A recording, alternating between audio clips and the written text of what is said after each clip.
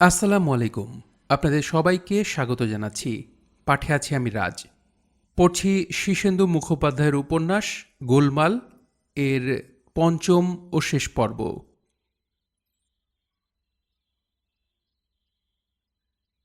আকাশ থেকে একটা অদ্ভুত বস্তুর নেমে আসার দৃশ্যটা দেখতে পেয়েছিল ঘড়ি। আসলে সে এ বাড়িতে পঞ্চানন্দ নামে উটকো যে লোকটা এসে জুটেছে তার উপর নজর রাখবার জন্যই রাতে জেগে অপেক্ষা করছিল। ঘড়ির দৃঢ় বিশ্বাস তার ভালো মানুষ এবং কবি বাবাকে জপিয়ে হাত করে এ লোকটা একটা বড় রকমের দাও মারার মতলবে আছে। লোকটা যে বিশেষ সুবিধের নয় তা এক নজরেই বোঝা যায়। কিন্তু ঘড়ির বাবা হরিবাবু বড়ই সরল সোজা এবং আপন ভোলা মানুষ। কে খারাপ আর কে ভালো তা বিচার করার মতো চোখই তার নেই। তাই সে ভার ঘড়ি নিজে থেকেই নিল। চোর জোচ্চোরেরা রাতের বেলাতেই সজাগ হয় এবং তাদের কাজকর্ম শুরু করে। ঘড়িও তাই গভীর রাতেই লোকটাকে হাতে নাতে ধরে ফেলার মতলবে ছিল। যা ভেবেছিল হয়েও যাচ্ছিল তাই। নিশুত রাতে পঞ্চানন্দ বেরোল জরিবাবুর ঘর থেকে। নিঃশব্দ চোরের মতোই হাবভাব। সিঁড়ির মাথায় দাঁড়িয়ে ঘড়ি খুব তীক্ষ্ণ চোখে লক্ষ্য করছিল। কিন্তু লোকটাকে যে গিয়ে জাপটে ধরবে তার উপায় নেই, কারণ হরিবাবু রাত জেগে কবিতার পর কবিতা লিখে চলেছেন। শোরগোল হলেই উঠে এসে বকাবকি করবেন। ঘড়ি তাই লোকটাকে শুধু নজরে রাখছিল। তবে লোকটা বিশেষ গণ্ডগোল পাকালো না। শুধু চারদিকটায় ঘুরে ঘুরে কি একটু দেখে নিয়ে বেড়ালের মতো সিঁড়ি বেয়ে ছাদে উঠে গেল। ছাদে গিয়ে লোকটাকে ধরার সুবিধে হবে ভেবে যেই না ঘড়ির সিঁড়ির কাছে গেছে, অমনি হরিবাবু তার ঘর থেকে উঁ শব্দ করতে করতে বেরিয়ে এসে ছাদ পানে চললেন। ঘড়িকে কাজে ক্ষমা দিতে হলো। নিজের ঘরে এসে জানলা খুলে যখন ঘড়ি ছাদের পরিস্থিতিটা উৎকণ্ঠ হয়ে আন্দাজ করার চেষ্টা করছিল, তখনই সে আকাশে অদ্ভুত বস্তুটা দেখতে পায়। অনেকটা পটলের আকৃতি। নীলাভ উজ্জ্বল একটা জিনিস ধীরে ধীরে নেমে আসছে। তখন ঘড়ি তার ঘুমকাতরে ভাই আংটিকে ডেকে বলল, এই ওঠ, দেখ কি কাণ্ড হচ্ছে। আংটি উঠে জিনিসটা দেখল এবং রুদ্ধশ্বাসে বলল, উফু, আনআইডেন্টিফাইড ফ্লাইং অবজেক্ট। অপলক চোখে দুই ভাই জিনিসটা লক্ষ্য করতে লাগল, কিন্তু হঠাৎই আলো নিভে গিয়ে বস্তুটা অন্ধকার হয়ে গেল, আর দেখা গেল না। ডাকা বুকো বলে দুই ভাইয়ের খ্যাতি আছে। তারা সহজে ভয় খায় না।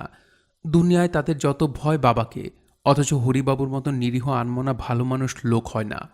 ছেলেদের গায়ে তিনি কখনো হাত তোলেননি, বকাঝকা করেন না বড় একটা। তবু দুই ডানপিটে ভাই ওই একজনকে জমের মতো ডরায়, আর কাউকে বা কিছুকেই তারা ভয় পায় না। উড়ন্ত চাকিকেই বা পাবে কেন? দুই ভাই চটপট শীতের পোশাক পরে নিল। মাথায় বাঁদুরের টুপি আর হাতে দস্তানা পরতেও ভুলল না। অস্ত্র বলতে ঘড়ির একটা স্কাউট ছুরি আর আংটির চমৎকার একটা গুলতি, আর সম্বল গায়ের জোর এবং মগজের বুদ্ধি। এ শহরে সব রকম শর্টকাট তাদের জানা, কাজী গজপালোয়ানের আস্তানায় পৌঁছতে দেরি হলো না। চক সাহেবের বাড়ির পর বিশাল জলা, তার ওপাশে তুঁতে বন, আর আছে বিখ্যাত সেই রাজবাড়ির ঢিবি। জায়গাটা বেশ গোলমেলে, অজস্র ঝোপঝাড় আর জলাকাদায় দুর্গম। তবে ঘড়ি আর আংটি এই জায়গা নিজেদের হাতে তেলোর মতোই চেনে। ঘড়ি চারদিকে চেয়ে বলল, আমার যতদূর মনে হয় উফোটা জলার ওপাশে তুঁতে বনের দিকে কোথাও নেমেছে। আংটি গম্ভীর মুখে বলল, কিন্তু জলা পার হবে কি করে? আসলে আংটি একটু শীত কাতরে। ঘড়ি গম্ভীর মুখে বলল, জলা পার হতে হলে জলে নামতে হবে। ও বাবা, আমি বরং এদিকটায় পাহারা দিই, তুই এগিয়ে দেখে আয়। ঘড়ি কিন্তু এই প্রস্তাবে আপত্তি করল না। পকেট থেকে ছোট্ট একটা টর্চ বের করে চারদিকটা দেখে নিল। চক সাহেবের বাড়িতে একটু আগে একটা আলো দেখেছি। যতদূর জানি গজপালোয়ান এখন ও বাড়িতে নেই, কিন্তু আলো যখন দেখা গেছে তখন কেউ না কেউ আছে ঠিকই। তুই চারদিকে নজর রাখিস, বিশেষ করে চক সাহেবের বাড়ির দিকটায়। আমি জলার ওদিকটা দেখে আসছি। আংটি ঘাড় নাড়ল প্রকাণ্ড একটা হাই তুলতে তুলতে, তারপর বলল, আমি বরং চক সাহেবের বাড়িতে গিয়ে ঢুকে পড়ি। গজদার বিছানাটা পড়ে আছে, একটু গড়িয়ে নিয়ে গিয়ে তুই ফিরে এসে আমাকে ডেকে নিস। ঘড়ি তার প্যান্টের পাক গুটিয়ে জুতোশুদ্ধ জলে নেমে পড়ল। অন্ধকার জলের মধ্যে ঘড়ি মিলে যাওয়ার পর আংটি আর একটা বিকট হাই তুলল। ঘুমে চোখ ঢুলে আসছে। কৌতূহল তার যতই হোক, শীত আর রাত জাগা সে একদমই সইতে পারে না। চক সাহেবের বাড়ি বেশি দূর নয়। আংটি চারদিকটা লক্ষ্য করতে করতে গিয়ে বাড়িটা ঢুকে পড়ল। ঘড়ি বলল আলো জ্বলতে দেখেছে, কিন্তু আংটি কোথাও কোনো আলোর চিহ্ন পেল না। তবু সাবধানের মান নেই, সে চারদিকটা ঘুরে ঘুরে দেখে নিল। না, কোথাও কেউ নেই। গজপালোয়ানের ঘরে ভেজানো দরজা ঠেলে ঢুকে দেখল চৌকির ওপর বিছানা পাতায় রয়েছে, সামান্য কিছু জিনিসপত্র যেমনকে তেমন পড়ে আছে। আংটি আরেকটা হাই তুলে বিছানার চাদরটা তুলে ভালো করে মুড়ি দিয়ে শুয়ে পড়ল। গায়ে গরম জামা থাকায় তেমন শীত করল না। ঘুমও এসে গেল টপ করে। গাঢ় ঘুমের সময় মানুষের শ্বাস যেমন ঘন ঘন পড়ে, সেরকমই শ্বাস পড়তে লাগলো আংটির। মৃদু মৃদু নাকও ডাকছিল তার। মিনিট 15 কেটে যাওয়ার পর হঠাৎ খুব ধীরে ধীরে ঘরের দরজাটা খুলে গেল। নিঃশব্দে একটা ছায়ামূর্তি এসে দাঁড়ালো দরজায়। জলা পার হতে ঘড়ির বিশেষ সময় লাগলো না। জল থেকে ডাঙায় উঠে সে টর্চ জেলে পায়ে জোক লেগেছে কিনা দেখে নিল। তারপর রাজবাড়ির ঢিবির নিচে উঁচু জমিতে উঠে জুতো খুলে মোজাটা নিংড়ে নিয়ে ফের পড়ল। তুঁতে বন এখনও বেশ খানিকটা দূরে। ঘড়ি উঠল। উঠতে গিয়ে হঠাৎ তার নজরে পড়ল ঢিবিটার গায়ে ঝোপঝাড়ের আড়ালে বেশ বড় একটা গর্ত। এরকম গর্ত থাকার কথা নয়। আর আশ্চর্যের কথা, গর্তের ভিতর থেকে একটা আলোর আভাস পাওয়া যাচ্ছে। ঘড়ি ভারী অবাক হয়ে চেয়ে রইল। তারপর হঠাৎ তার মনে হলো মহাকাশযানটা ওই ঢিবির মধ্যে গিয়ে সেধ নিত। ঘড়ি ধীরে ধীরে ঢিবির ঢাল বেয়ে গর্তটার মুখ বরাবর চলে এলো। ভয় যে করছিল না তা নয়, কিন্তু কৌতূহলটাই অনেক বেশি জোরালো। ঢিবির মুখে এসে সাবধানে উকি দিয়ে ভেতরে যা দেখল তাতে বেশ অবাক হয়ে গেল সে। দিব্যি আলোকিত সুড়ঙ্গ, ভিতরটা বেশ পরিষ্কার। যেন চুম্বকের টানে সম্মোহিতদের মতো ঘড়ি ভিতরে ঢুকল। চারদিকে চেয়ে সে বুঝল ঢিবিটা সম্পর্কে যে কিংবদন্তি প্রচলিত আছে তা মোটেই মিথ্যে নয়। বাস্তবিকই এখানে কোনোদিন একটা প্রাসাদ ছিল। কিন্তু তার চেয়েও যেটা বিস্ময়কর তা হলো সুড়ঙ্গটাকে কে বা কারা খুব যত্ন নিয়ে পরিষ্কার করেছে। ভিতরে খুঁড়ে খুঁড়ে ছোট বড় নানা রকম কুঠুরি বানিয়েছে। সব কুঠুরিরই দরজা বন্ধ। সুড়ঙ্গের ছাদের লাগানো আলোগুলো দেখে ঘড়ি হা হয়ে গেল। ইলেকট্রিক লাইট নয়, স্রেফ এক একটা উজ্জ্বল পাথর। খানিকটা দূর হেঁটে গিয়ে সে দেখতে পেল সুড়ঙ্গটা ঢালু হয়ে নেমে গেছে। ঘড়ি এগোতে লাগলো। প্রতি মুহূর্তেই ভয় হচ্ছে কেউ এসে পথ আটকাবে বা আক্রমণ করবে, কিন্তু সেরকম কিছু হলো না। ঘড়ি এসে থামল প্রকাণ্ড দরবার ঘরে। চারদিকে অদ্ভুত সব যন্ত্রপাতি, কিন্তু কোনো মানুষজন নেই। ঘড়ি যখন চারদিকে চেয়ে দেখছিল তখন হঠাৎ পায়ের কাছে একটা ইঁদুর কলের মতো ছোট্ট বাক্স নজরে পড়ল তার। এমনিতে পড়তো না, কিন্তু বাক্সের ডালাটা আপনা থেকে খুলে যাচ্ছিল বলে তার চোখ আটকে গেল। বাক্সের ভিতর থেকে একটা সবুজ কাঁকড়া বিছে বেরিয়ে এলো। ঘড়ি কাঁকড়া বিছে ভালোই চেনে। অনেকবার ধরে সুতোয় বেঁধে খেলা করেছে, এক আধবার হুলো খেয়েছে। কাজে সে বিশেষ ভয় পেল না। ফট করে এক পা পিছিয়ে গিয়ে ভালো করে দেখল। কাঁকড়া বিছে সবুজ রঙের হয় কি না তার জানা নেই, তবে সে কখনো দেখেনি। বিছেটা তাকে লক্ষ্য করে এগিয়ে আসছে এটা বুঝতে বিশেষ বেগ পেতে হলো না ঘড়ির। বাক্সের ডালা আপনার থেকে খুলে যাওয়া এবং আশ্চর্য সবুজ রঙের বিছের আবির্ভাবের পেছনে যে রহস্য আছে তা নিয়ে মাথা ঘামানোর সময় এখন ঘড়ির নেই। আপাতত প্রয়োজন আত্মরক্ষা। ঘড়ি বিছেটার সামনে জুতো শুদ্ধ পা এগিয়ে দিয়ে নিচু হয়ে হুলের সুরটা দু আঙ্গুলে চেপে ধরে বিছেটাকে তুলে নিল। এ অবস্থায় বিছে খুবই অসহায়। হুলটা সাবধানে ধরে রেখে বিছেটাকে কাছ থেকে যখন দেখল ঘড়ি, তখন সে স্পষ্টতই বুঝতে পারল এটা আসল কাঁকড়া বিছে মোটেই নয়। বিছেটা শরীর ধাতু দিয়ে তৈরি, ভিতরে স্প্রিং আছে, তার জোরে বিছের পা নড়ে। মুখের কাছে একটা লম্বা দাঁড়া রয়েছে, যা অনেকটা সূক্ষ্ম টেলিস্কোপিক অ্যান্টেনার মতো। হুলটা ভালো করে লক্ষ্য করল ঘড়ি, যা দেখল তা বিশ্বাসযোগ্য নয়। হুলের বদলে যেটা বারবার বেরিয়ে আসছে তা স্টেনলেস স্টিলের তৈরি একটা ফাঁপা সূচ, অনেকটা ইঞ্জেকশন দেওয়া সূচের মতো। ঘড়ি তার রুমালটা বের করে সূচের মুখে ধরতেই সেটা বিঁধে গেল রুমালে, আর কয়েক ফোঁটা ভারী সুগন্ধি তরল বস্তু বেরিয়ে এলো সূচ থেকে। অন্ধকারে যখন আংটি চোখ মেলল তখন তার মাথাটা ঘুমে ভরা। কোথায় শুয়ে আছে সে বোধটা পর্যন্ত নেই। কিছুক্ষণ ভোম্বলের মতো চেয়ে থাকার পর হঠাৎ সে তড়াক করে উঠে বসল। বিছানার পাশে একটা ভূত দাঁড়িয়ে আছে। ভূত যে তাতে কোনো সন্দেহ নেই। মুখটা ভালো দেখা না গেলেও এরকম শীর্ণকায় এবং লম্বা চেহারার লোক বড় একটা নেই। এই সেই নকল রাজার সেক্রেটারি, যাকে সে এবং দাদা ঘড়ি বাসের মধ্যে খুন হতে দেখেছিল। মারপিট আংটি বিস্তর করেছে, কিন্তু ভূতের সঙ্গে কিভাবে লড়তে হয় তা তার অজানা। তার উপর তার ভূতের ভয়ও আছে। সুতরাং আংটি একটা বিখ্যাত খ্যাঁ খ্যাঁ শব্দে গলা খাকারি দিয়ে চেঁচিয়ে উঠল, কে কে আপনি? লম্বা শিরিঙ্গের ছায়ামূর্তিটা আংটির দিকে একদৃষ্টে চেয়েছিল, পাথরের মতো স্থির। আংটির প্রশ্নের জবাবে একটু ফ্যাসফ্যাসে গলায় বলল, তুমি এখানে কি করছো? আংটি তোতলাতে লাগলো। আমি আমি কিন্তু আপনি তো মরে গিয়েছিলেন। লম্বা লোকটা নিজের কোমরে হাত দিয়ে কোনো একটা বোতাম টিপল। আংটি দেখল লোকটার পায়ের দিকে। বোধহয় জুতোয় লাগানো একটা আলো জ্বলে উঠল এবং লোকটাকে বেশ স্পষ্ট দেখা যেতে লাগলো। তবে তলার দিক থেকে আলো ফেললে যে কোনো মানুষকে একটু ভৌতিক ভৌতিক দেখায়, কিন্তু তার চেয়ে বড় কথা, গায়ে আলো ফিট করা লোক জীবনে দেখেনি আংটি। সে ফের আমতা আমতা করে বলল, আপনি কিন্তু আমাকে ভয় দেখাচ্ছেন। লোকটা মৃদু ফ্যাঁসে গলায় বলল, এখন দেখো তো আমি মরে গেছি বলে কি মনে হচ্ছে? আংটি দেখল বাস্তবে কি লোকটার শরীরে কোনো ক্ষতচিহ্ন নেই। একটু ভুতুড়ে দেখালেও লোকটাকে তার জ্যান্ত বলে মনে হচ্ছিল। মাথাটা গুলিয়ে গেল আংটির। সে বোকার মতো জিজ্ঞেস করল, আপনি কি জ্যান্ত মানুষ? লোকটা আলো নিভিয়ে দিয়ে বলল, জ্যান্ত কিনা জানি না, তবে ভূতটুত নই। তা তা তা তা- তার মানে? মানে বলল তুমি বুঝতে পারবে না। সে কথা থাক, এখন বলো তো, তোমরা দুই ভাই আমাদের কাছ থেকে পালিয়ে এলে কেন? আমরা ভেবেছিলাম আপনারা আমাদের কিডন্যাপ করছেন। কিডন্যাপ কি ওভাবে করে? তোমাদের খেলা দেখে মহারাজা খুব খুশি হয়েছিলেন। তিনি তোমাদের উপকার করতে চেয়েছিলেন। পালিয়ে এসে তোমরা ওকে অপমান করেছ। দাদা ঘড়ি থাকলে আংটি তেমন ভয় পায় না, কিন্তু একা বলেই তার বেশ ভয় ভয় করছিল। সে কাঁপা কাঁপা গলায় বলল, উনি যে আমাদের উপকার করতে চেয়েছিলেন তা বুঝতে পারিনি। তা না হয় পারোনি, কিন্তু তোমরা ওকে মারারও চেষ্টা করেছ। আজ অবধি ওর গায়ে হাত তুলে কেউ রেহাই পায়নি। আংটি তাড়াতাড়ি বলল, আমি সেজন্য মাপ চাইছি। মাপ স্বয়ং মহারাজার কাছে চাওয়া উচিত। উনি তোমার জন্য অপেক্ষা করছেন। আমার সঙ্গে এসো। আংটি অবাক হয়ে বলল, উনি কি এখানে আছেন? আছেন বই কি। আংটি চারদিকে একবার চেয়ে নিল। দাদা ঘড়ি সঙ্গে নেই, সে একা।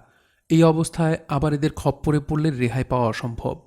সুতরাং পালাতে হলে এই বেলায় পালানো দরকার। শিরিঙ্গের লোকটা বোধহয় দৌড়ে তার সঙ্গে পেরে উঠবে না। পারলে জঙ্গলের মধ্যেই তাদের তাড়া করত। আংটি যখন এসব ভাবতে ভাবতে গড়িমসি করছে, তখন লোকটা বলল, পালানোর কথা ভাবছ? আংটি আমতামতা করে বলল, তা ঠিক নয়। পালালে আমরা কিছুই করব না। যখন আগেরবার পালিয়েছিলে তখন আমরা অনায়াসেই তোমাদের ধরে ফেলতে পারতাম, কিন্তু মহারাজের সেরকম ইচ্ছে নয়। তাই তোমাদের পালাতে দেখে আমরা কিছুই করিনি, এবারও করব না।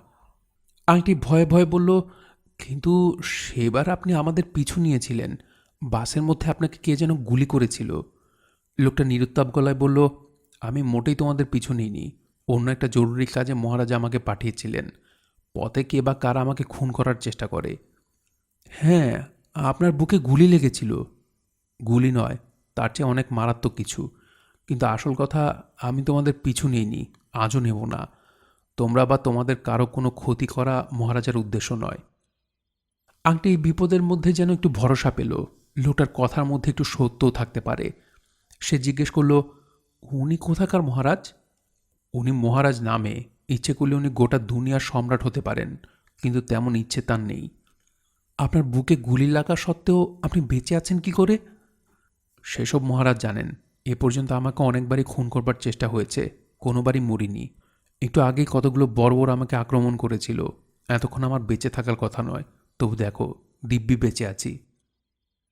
কথাগুলো আংটি খুব ভালো বুঝতে পারছিল না। খুব হেঁয়ালির মতো লাগছিল, একটু দূর দূরও করছিল বুক। কিন্তু সে প্রাণপণে নিজেকে স্বাভাবিক রাখার চেষ্টা করল। বলল, মহারাজের কাছে যদি যেতে না চাই, তাহলে সত্যি উনি কিছু করবেন না? না, তবে গেলে তোমারই লাভ হবে। অকারণে ভয় পেও না। তোমার ক্ষতি করতে চাইলে অনায়াসেই করতে পারি। আমার কাছে এমন ওষুধ আছে, চোখের পলকে তোমাকে অজ্ঞান করে দেওয়া যায়। এমন অস্ত্র আছে যা দিয়ে তোমাকে ধুলো করে দেওয়া কিছুই নয়। তবে সেসব আমরা প্রয়োগ করার কথা চিন্তাও করি না। আংটি কাঁপা গলায় বলল, ঠিক আছে, মহারাজ কোথায়? আমার সঙ্গে এসো। আংটি লোকটার পিছু পিছু ঘর থেকে বেরিয়ে এলো। লোকটা কোমরের বোতাম টিপে জুতোর আলোটা জ্বালিয়ে নিয়েছে। বেশ ফকফকে আলো। এরকম সুন্দর আলো আলা জুতো আংটি কখনো দেখেনি। জুতোর ডগায় দুটি ছোট হেডলাইটের মতো জিনিস বসানো। আলোটা নীলচে এবং তীব্র। শিরিঙ্গের লোকটা একটা ধ্বংসস্তূপের ওপরে উঠল। স্তূপের ওপরে একটা ড্রাম এমনই পড়ে আছে। লোকটা ড্রামটাকে দু হাতে ধরে একটা ঝাঁকুনি দিয়ে তুলে ফেলল। তলা একটা গর্ত। লোকটা বলল, নিশ্চিন্তে নামো, কোনো ভয় নেই। আংটি একটু ইতস্তত করল। ভয় করছে বটে, কিন্তু ভয় পেলে লাভ নেই, তাই সে দুর্গা বলে গর্তের মধ্যে পা বাড়ালো। না, পড়ে গেল না আংটি। গর্তের মধ্যে থাক থাক সিঁড়ি। কয়েক ধাপ নামতেই শিরিঙ্গের লোকটাও গর্তের মুখ বন্ধ করে তার পিছু পিছু নেমে এলো। আংটি দেখল তলাটা অনেকটা সাবওয়ের মতো, একটু নোংরা আর সরু। এই যা, তবে দেখে মনে হয় এই সাবওয়ে বহুকালের পুরনো। বোধহয় এই বাড়ি যখন তৈরি হয়েছিল তখনই চক সাহেব এই সুড়ঙ্গ বানিয়েছিলেন। আংটি, ঘড়ি এবং তাদের বন্ধুরা বহুবার এ বাড়িতে এসে চোর চোর খেলেছে, গুপ্তধনের সন্ধান করেছে, কিন্তু এই সুড়ঙ্গটা কখনো আবিষ্কার করতে পারেনি। একটু এগোতেই ফের সিঁড়ি, এবার ওপরে ওঠার। সিঁড়ি দিয়ে উঠে আংটি যেখানে হাজির হলো সেটা এক বিশাল হলঘর। পরিষ্কার পরিচ্ছন্ন এরকম ঘর যে এ বাড়িতে থাকতে পারে তা যেন বিশ্বাস হতে চায় না। ঘরে বিজলি বাতির মতো আলো জ্বলছে বটে, কিন্তু খুব মৃদু। ঘরের একধারে কয়েকটা যন্ত্রপাতি রয়েছে। একটা যন্ত্র থেকে অবিরল নানা রকম চিঁ চিঁ কুই কুই টর শব্দ হচ্ছে। হলঘরের অন্য প্রান্তে একটা টেবিলের সামনে বসে একজন লোক অখণ্ড মনোযোগে একটা গ্লোব দেখছে। গ্লোবটা নীল কাচের মতো জিনিসের তৈরি, তাতে নানা রকম আলো। লোকটাকে চিনতে মোটেই কষ্ট হলো না। মহারাজ। মহারাজ আংটির দিকে তাকালেন। আংটি ভয়ে সিটিয়ে যাচ্ছিল, কিন্তু আশ্চর্যের বিষয় মহারাজ তাকে দেখে হাসলেন। হাসিটা ভারী সুন্দর। রাগ থাকলে এরকম করে কেউ হাসতে পারে না। মহারাজ ভরাট গলায় বললেন, এসো আংটি, তোমার জন্যই বসে আছি। আংটি এক পা দুপা করে এগিয়ে গেল। মহারাজের ইঙ্গিতে শিরিঙ্গের লোকটা একটা টুল এগিয়ে দিল। আংটি মুখোমুখি বসতে মহারাজ বললেন, তুমি খুব ভয় পেয়েছো বলে মনে হচ্ছে। আংটি বলল, না, এই একটু। মহারাজ একটা দীর্ঘশ্বাস ফেলে বললেন, ভয় পাওয়ার কিছু নেই। পৃথিবীকে কতগুলো বর্বরের হাত থেকে বাঁচানো বোধহয় সম্ভব হবে না। অনেক চেষ্টা করেছি, কিন্তু। বলে মহারাজ তার গোলকের ওপর ঝুঁকে কি একটা দেখতে লাগলেন। আংটি কিছুই বুঝতে না পেরে হাঁ করে চেয়ে রইল। মহারাজ ধীরে ধীরে মুখ ফিরে তার অ্যাসিস্ট্যান্টকে বললেন, খুব তাড়াতাড়ি আমার আর্ট মনিটরটা নিয়ে এসো তো। শিরিঙ্গি লোকটা দৌড়ে গিয়ে একটা ক্যালকুলেটরের মতো যন্ত্র নিয়ে এলো। আর্থ মনিটর কাকে বলে তা আংটি জানে না, কিন্তু সে এটা বেশ বুঝতে পারছিল যে সাধারণ ক্যালকুলেটরের মতো দেখতে হলেও যন্ত্রটা সামান্য নয়। মহারাজ যন্ত্রটা হাতে নিয়েই কি একটু কলকাঠি নাড়লেন, আর সঙ্গে সঙ্গে যন্ত্রটা 4 কোণ দিয়ে 4টে লিক লিকে অ্যান্টেনা বেরিয়ে এলো। আরও আশ্চর্যের ব্যাপার হলো 4টে অ্যান্টেনাই নড়ন্ত। নিজে থেকে অ্যান্টেনাগুলো কখনো ওপরে, কখনো নিচে ধনুকের মতো বেঁকে যাচ্ছে, আবার শটান সোজা হয়ে যাচ্ছে, ছোট হয়ে যাচ্ছে, আবার গলা বাড়িয়ে লম্বা হয়ে যাচ্ছে। 4টে ধাতব যষ্টির ওরকম নড়াচড়া দেখে আংটির গা শিরশির করতে থাকে। মহারাজ যন্ত্রটির দিকে চেয়ে কী দেখছিলেন তিনিই জানেন। শরীরটা পাথরের মতো স্থির, চোখের পলক পড়ছে না। মহারাজকে খুব তীক্ষ্ণ চোখে লক্ষ্য করছিল আংটি। পরে তার মনে হলো এরকম মানুষ সে কখনো দেখেনি। লোকটা লম্বা চড়া সন্দেহ নেই, গায়ে বোধহয় অসীম ক্ষমতা। তার চেয়ে বড় কথা, লোকটা যেসব যন্ত্রপাতি ব্যবহার করছে তা একমাত্র খুব উঁচু দরের বিজ্ঞানীরাই বোধহয় করে থাকে। টেবিলের ওপর রাখা গোলকটাও লক্ষ্য করল আংটি। গ্লোবের মতো দেখতে হলেও মোটে গ্লোব নয়, ঠিক যেন আকাশের জ্যান্ত মডেল। তাতে গ্রহ, তারা, নক্ষত্রপুঞ্জের চলমান ছবি দেখা যাচ্ছে। মহারাজ ক্যালকুলেটর থেকে মুখ তুলে বললেন, আংটি, তোমাকে একটা কথা জিজ্ঞেস করি, জবাব দেবে? আংটি ভয়ে সিঁটিয়েছিল, সঙ্গে সঙ্গে মাথা নেড়ে বলল, আগে হ্যাঁ। যদি তোমাদের এই পৃথিবীকে সৌরজগতের বাইরে নিয়ে যাওয়া হয় তাহলে কি ঘটতে পারে জানো? আংটি অবাক হয়ে বলল, তাহলে পৃথিবী শেষ হয়ে যাবে। মহারাজ মাথাটা ওপরে নিচে মৃদুভাবে নাড়িয়ে বললেন, ঠিক তাই। সৌরজগতের বাইরে টেনে নিয়ে যাওয়া মাত্র পৃথিবীর উপরিভাগে যা কিছু আছে সবই ধ্বংস হয়ে যাবে। একটা জীবাণু অবধি বেঁচে থাকবে না। তা বলে পৃথিবী নামক ম্যাচটি নষ্ট হবে না। এটাকে যদি অন্য কোনো নক্ষত্রের কক্ষপথে স্থাপন করা হয় তাহলে আবার এই গ্রহটিকে কাজে লাগানো সম্ভব হবে। আবহমণ্ডল তৈরি করে নতুন বসত গড়ে তোলা কঠিন হবে না। আংটি কিছুই না বুঝে চেয়ে রইল। মহারাজ একটু হাসলেন। খুবই বিষণ্ণ আর ম্লান দেখালো তার মুখ। মাথাটা নেড়ে বললেন, আমি পাকে চক্রে পৃথিবীতে এসে পড়েছি বটে, কিন্তু অল্প কিছু দিনের মধ্যেই গ্রহটাকে ভালোবেসে ফেলেছি। মনে মনে ভেবেছি এই গ্রহটাকে ইচ্ছে করলে কত না সুন্দর করে তোলা যায়। মহারাজ যেন আবেগ ভরে একটু চুপ করে রইলেন। আংটির গলা স্বর আসছিল না। বেশ একটু কষ্টবোধ করেই গলা স্বর ফুটে এসে জিজ্ঞেস করল, আপনি কোথা থেকে এসেছিলেন? মহারাজ মৃদু স্বরে বললেন, সে আরেক কাহিনী, পরে কখনো শোনাবো। শুধু জেনে রাখো আমি বিদেশি, বহু কোটি মাইল দূরের আরেক জায়গা থেকে আমি এসেছি। আংটি এত অবাক হলো যে হাঁ করে চেয়ে থাকা ছাড়া তার আর কিছু করার ছিল না। মহারাজকে গুলবাজ মনে হলে সে এত অবাক হতো না, কিন্তু এই লোকটার গ্রানাইট পাথরের মতো কঠিন মুখ, তীক্ষ্ণ গভীর চোখ, এমন একটা ব্যক্তিত্বের পরিচয় সে পাচ্ছিল যে অবিশ্বাস্য হলেও তার বিশ্বাস করতে ইচ্ছে করছিল। আর বিশ্বাস করছিল বলেই মাথাটা কেমন যেন ঝিমঝিম করছিল তার। মহারাজ তার যন্ত্রের দিকে ফের কিছুক্ষণ চুপচাপ চেয়ে রইলেন। তারপর উঠে দাঁড়িয়ে আংটির দিকে চেয়ে বললেন, এসো। মহারাজ হলঘরটার আরেক প্রান্তে গিয়ে একটা পর্দার সামনে দাঁড়িয়ে গেলেন। পিছনে যন্ত্রচালিতের মতো হেঁটে এসে আংটিও দাঁড়ালো। মহারাজ পর্দাটা হাত দিয়ে সরাতেই একটা টেলিভিশনের মতো বস্তু দেখা গেল। মহারাজ সুইচ টিপতেই পর্দায় নানা রকম আঁকি বুকি হতে লাগলো। আংটি বলল, এটা কি? মহারাজ মৃদুস্বরে বললেন, কয়েকজন বর্বর কি কাণ্ড ঘটাতে চলেছে তা তোমাকে দেখাচ্ছি। মহারাজ একটা নব ঘোরালেন। পর্দায় একটা আবছা দৃশ্য ফুটে উঠল।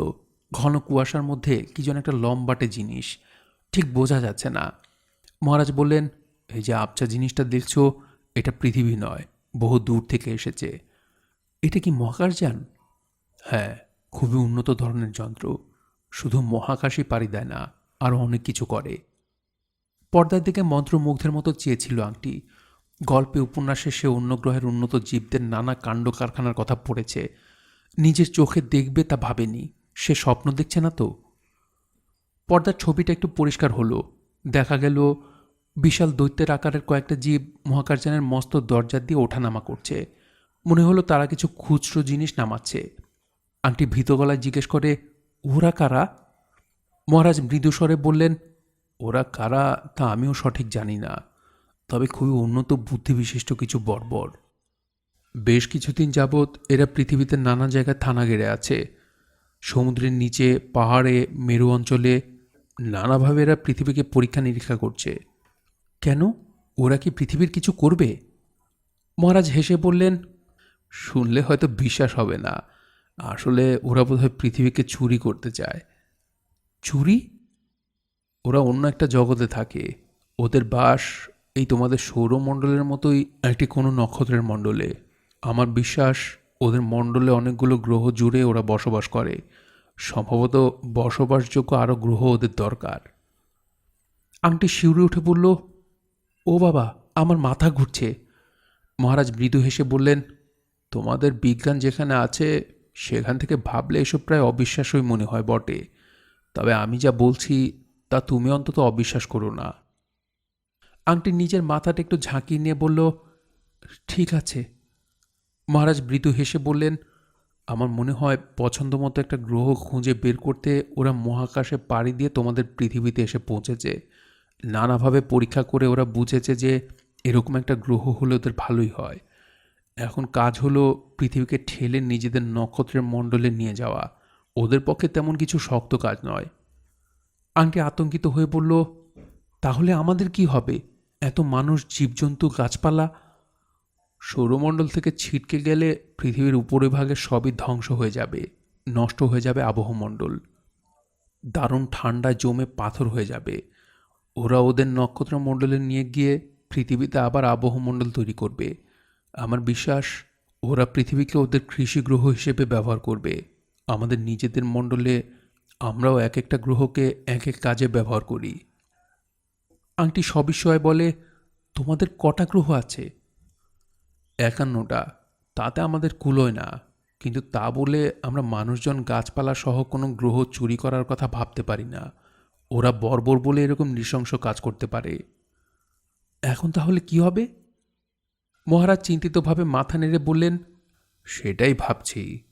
বেশ কিছুদিন আগে আমি একটি দুর্ঘটনায় পড়ে তোমাদের পৃথিবীতে আশ্রয় নিতে বাধ্য হই। আমার মহাকাশযান অকেজ হয়ে গেছে। মেরামত করতে অনেক সময় লাগবে। আমার কাছে এখন তেমন কোনো অস্ত্রশস্ত্র নেই যা দিয়ে বর্বরদের মোকাবেলা করা যায়। আংটি আশান্বিত হয়ে বলল, কিন্তু আমাদের অ্যাটম বোমা আছে, হাইড্রোজেন বোমা আছে, নাইট্রোজেন বোমা আছে। মহারাজ মাথা নেড়ে বললেন, সেসব আমি জানি। বর্বররাও সব খবর রাখে। তোমাদের কোনো অস্ত্রই কাজে লাগবে না। ওরা সবই সময় মতো অকেজো করে দেবে। পৃথিবীর কোথায় কি আছে তার সব খবরই ওদের নখদর্পণে। ওরা তোমাদের কোনো সুযোগই দেবে না। আজ ওদের যে মহাকাশযান এসেছে তাতে কিছু অদ্ভুত যন্ত্রপাতি আছে। এগুলো ওরা ভূগর্ভে পাঠিয়ে দেবে। ওরা নিজেরা মহাকাশযানে উঠে বেশ কিছু দূরে গিয়ে ভূগর্ভের যন্ত্রকে নির্দেশ পাঠাবে। তারপর কি হবে জানো? আংটি সভয়ে বলল, কি হবে? ওই যন্ত্রগুলোর প্রভাবে পৃথিবী নিজে কক্ষচ্যুত হয়ে ওদের মহাকাশযানের নির্দেশ মতো চলতে শুরু করবে এক নির্বাস যাত্রায়। উড়ে বাস! ভয় পেও না, আমি এখনো আছি। এই ঘটনা এত সহজে করতে দেব না, তবে তোমাদের সাহায্য চাই। নারী দেখে পঞ্চানন্দ বুঝল গজপালনের শরীরটা যতই ফুলে উঠুক তার প্রাণের ভয় নেই। তবে গান কখন ফিরবে তা বলা যায় না। গজর গা থেকে একটা ভারী মিষ্টি গন্ধ আসছে। লোকটাকে এই জল কাদায় এরকম অসহায় অবস্থায় ফেলে যেতে একটু মায়া হলো তার। তাই নিচু হয়ে দুই বগলের নিচে হাত দিয়ে প্রাণপণে সে শরীরটাকে টেনে একটু ওপরে তোলার চেষ্টা করছিল। কিন্তু অত বড় লাশকে নড়ায় কার সাধ্যি? পঞ্চানন্দর গা দিয়ে ঘাম বেরোতে লাগলো, ঘন ঘন শ্বাস পড়তে লাগলো, কোমর টনটন করতে লাগলো বৃথা পরিশ্রমে। আচমকা পিছন থেকে কে যেন তার কাঁধে দুটো টোকা দিল। পঞ্চানন্দ চমকে একটা লাফ দিয়ে বলে উঠল, আমি না, আমি কিছু করিনি। অন্ধকারে মৃদু একটু হাসি শোনা গেল। কে যেন বলে উঠল, তা তো দেখতেই পাচ্ছি, কিন্তু ওই গরিলাটা তোমার কি হয়? পঞ্চানন্দ ঘড়িকে দেখে একগাল হাসার চেষ্টা করল, কিন্তু হাসিটা ভালো ফুটল না। মাথা চুলকে বলল, আগে বললে প্যাত্ত যাবে না। এটি হলো গিয়ে আমাদের গজপালোয়ান, কিন্তু আঙুল পুলে কি করে যে কলা গাছ হলো সেটি মাথায় আসছে না। বলে পঞ্চানন্দ টর্চটা জেলে গজপালনের মুখে আলো ফেলল। ঘড়ি একটু ঝুঁকে ভালো করে দেখে নিয়ে বলল, অবাক কাণ্ড, এ তো গজদাই দেখছি। বেঁচে আছে নাকি? আছে, আগে নাড়ি চলছে, শ্বাস বইছে, কিন্তু একে কি বেঁচে থাকা বলে? তবে সে চিন্তা পরে, আপাতত গজকে জল থেকে তোলা দরকার। ঘড়ি ভ্রুকুচকে একটু ভাবল, ঘটনাটা খুবই বিস্ময়কর। গজপালন এত অল্প সময়ের মধ্যে এরকম পেল্লাই হয়ে উঠল নিশ্চয় কোনো কঠিন অসুখে কিংবা অন্য কোনো রহস্যময় কারণে। ঘড়ি তার হাতের রুমালের পোটলাটার দিকে একবার তাকালো। কলের কাঁকড়া বিছেটা সে রুমালের ফাঁসে আটকে রেখেছে। বিছেটা নড়াচড়া বন্ধ করেছে, তবে মিষ্টি গন্ধটায় এখনো মম করছে রুমালটা। ভারী নেশারু গন্ধ, মাথা ঝিমঝিম করে। রুমালটা মাটিতে রেখে সে গজকে তোলার জন্য পঞ্চানন্দ সঙ্গে হাত লাগালো। কাজটা বড় সহজ হলো না। জল কাদায় পা রাখাই দায়, তারপর ওই বিরাট লাশটা টেনে ঢালু বেয়ে তোলা। দুজনেই গলদঘর্ম হয়ে গেল ওই শীতের রাতেও। ডাঙায় তুলে পঞ্চানন্দ আর ঘড়ি ভালো করে গজপালনকে পরীক্ষা করে দেখল। কেউ কিছু বুঝতে পারল না, তবে গজর গা থেকে সেই ম করা মিষ্টি গন্ধটা পাচ্ছিল ঘড়ি। সে গিয়ে তার ফাঁস দেওয়া রুমালটা ফের শুঁকল, একই গন্ধ। পঞ্চানন্দ তার দিকেই চেয়েছিল, বলল, কিছু বুঝতে পারলে? ঘড়ি মাথা নেড়ে বলল, কিছু বুঝতে পারলেন? ঘড়ি মাথা নেড়ে বলল, বড্ড ধাঁধা ঠেকছে। রুমালটার মধ্যে কী বেঁধে রেখেছেন? একটা সবুজ কাঁকড়া বিছে, আসল নয়, নকলের। পঞ্চানন্দ গম্ভীর হয়ে বলল, কিছু বুঝলেন? পঞ্চানন্দ দুঃখিতভাবে মাথা নেড়ে বলল, আগে না। তাহলে বিজ্ঞের মতো হুঁ বললেন যে? পঞ্চানন্দ মৃদু হেসে বলল, আগে আপনি আমাকে খামোখা আপনি আজ্ঞে করতে লেগেছেন কেন? আগে কথাটা জবাব দিন।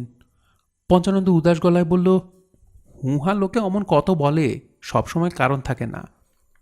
আমাকে মনে হয় জানেন, বাইরে থেকে আপনাকে যাই মনে হোক না কেন, আপনি আসলে একটি ঘুঘু লোক। পঞ্চানন্দ তেমনি উদাসভাবে বলল, আগে আমার তেমন সুনাম নেইও, সবাই ওরকম সব বলে আমার সম্পর্কে, তা ঘুঘুই বোধ হয় আমি। কিন্তু ওসব কথা পরেও হতে পারবে। ওদিকে কি একটা যেন কাণ্ড হচ্ছে, ওটাও একটু দেখা দরকার। ফ্লাইং সসার তো? আমরা ওটাই দেখতে বেরিয়েছিলাম। কোনখানে নামলো বলুন তো? বেশি দূরে বোধহয় নয়। গজ আপাতত এখানেই থাক, এই লাশ তো এখন নাড়ানো যাবে না। আমার সঙ্গে আসুন। পঞ্চানন্দ চলতে শুরু করলো, পিছনে ঘড়ি। বেশি দূর যেতে হলো না। জলার ধারে ঘন ঝোপঝাড় ভেদ করে কিছু দূর এগোবার পরই পঞ্চানন্দ দাঁড়িয়ে মাথাটা নামিয়ে ফেলে বলল, ওই যে, ওরে বাবা, এ তো দেখছি রাক্ষস খোখসের বৃত্তান্ত। ঘড়ি দেখল, তার মুখে কথা শুনল না। জলার মাঝ বরাবর জলের মধ্যেই একখানা বিশাল চেহারার পটলের মতো বস্তু, দেখতে অনেকটা আদ্যিকালের উড়োজাহাজ জেপলিনের মতো। অন্ধকারে চোখ সয়ে গেছে বলে এবং শেষ রাতের দিকে কুয়াশা ভেদ করে ম্লান একটু জ্যোৎস্নাও দেখা দিয়েছে বলে বস্তুটা দেখা গেল। কিন্তু উড়ন্ত চাকির চেয়েও বিস্ময়কর হলো কয়েকজন দানবাকৃতির জীব সেই মহাকাশযান থেকে কি যেন সব বড় বড় যন্ত্রপাতি নামাচ্ছে। পঞ্চানন্দ চাপা গলায় বলল, কিছু বুঝলেন না? এরা কারা? পঞ্চানন্দ একটা শ্বাস ফেলে বলল, এদের আমি আগেও দেখেছি। শিবুবাবুর ল্যাবরেটরি থেকে এরাই গজকে ধরে নিয়ে যায়। খুব সুবিধের লোক বোধহয় এরা নয়। গজও ছিল না। তার মানে গজদা আবার কি করেছে? সে লম্বা গল্প। শুধু বলে রাখি, গজ এখানে এসে থানা গেড়েছিল একটা মতলবে। সে মতলব হাসিল হয়েছে কিনা জানি না। যদি হয়েও থাকে, বেচারা কর্মফলে ফেঁসে গেছে। ধর্মের কল বাতাসে নড়ে কি না? এরা গজদাকে দাদুর ল্যাবরেটরি থেকে ধরে নিয়ে গিয়েছিল, তা আপনি জানলেন কি করে? গজদাই বা ওখানে কি করছিল? ফের এক লম্বা গল্পের ফেরে ফেললেন। এখন অত কথার সময় নেই, তবে ঘটনাটা আমি স্বচক্ষে দেখেছি। আপনার দাদুর ল্যাবরেটরিতে সে প্রায় ঢুকত, তবে লুকিয়ে চুরিয়ে। এবার ঢুকেছিল নেড়াবাবুকে বলে, কিন্তু বেচারার কপালটাই খারাপ। দাদুর ল্যাবরেটরিতে কি আছে তা আমি কি জানি। আমি মুখু লোক, তিনি পণ্ডিত। আপনি অনেক কিছুই জানেন, ঘুঘু লোক। মাথা চুলকে পঞ্চানন্দ বলল, আমি একরকম তার হাতেই মানুষ তো, তাই একটু একটু জানি বই কি, তবে বেশি নয়। ঘড়ি একটু হেসে বলল, আপনি মোটেই আমার দাদুর হাতে মানুষ নন। আমার সন্দেহ হয় আপনি তাকে চিনতেনই না। শিবু হালদার মশাইকে কে না চেনে? প্রাতঃস্মরণীয় ব্যক্তি।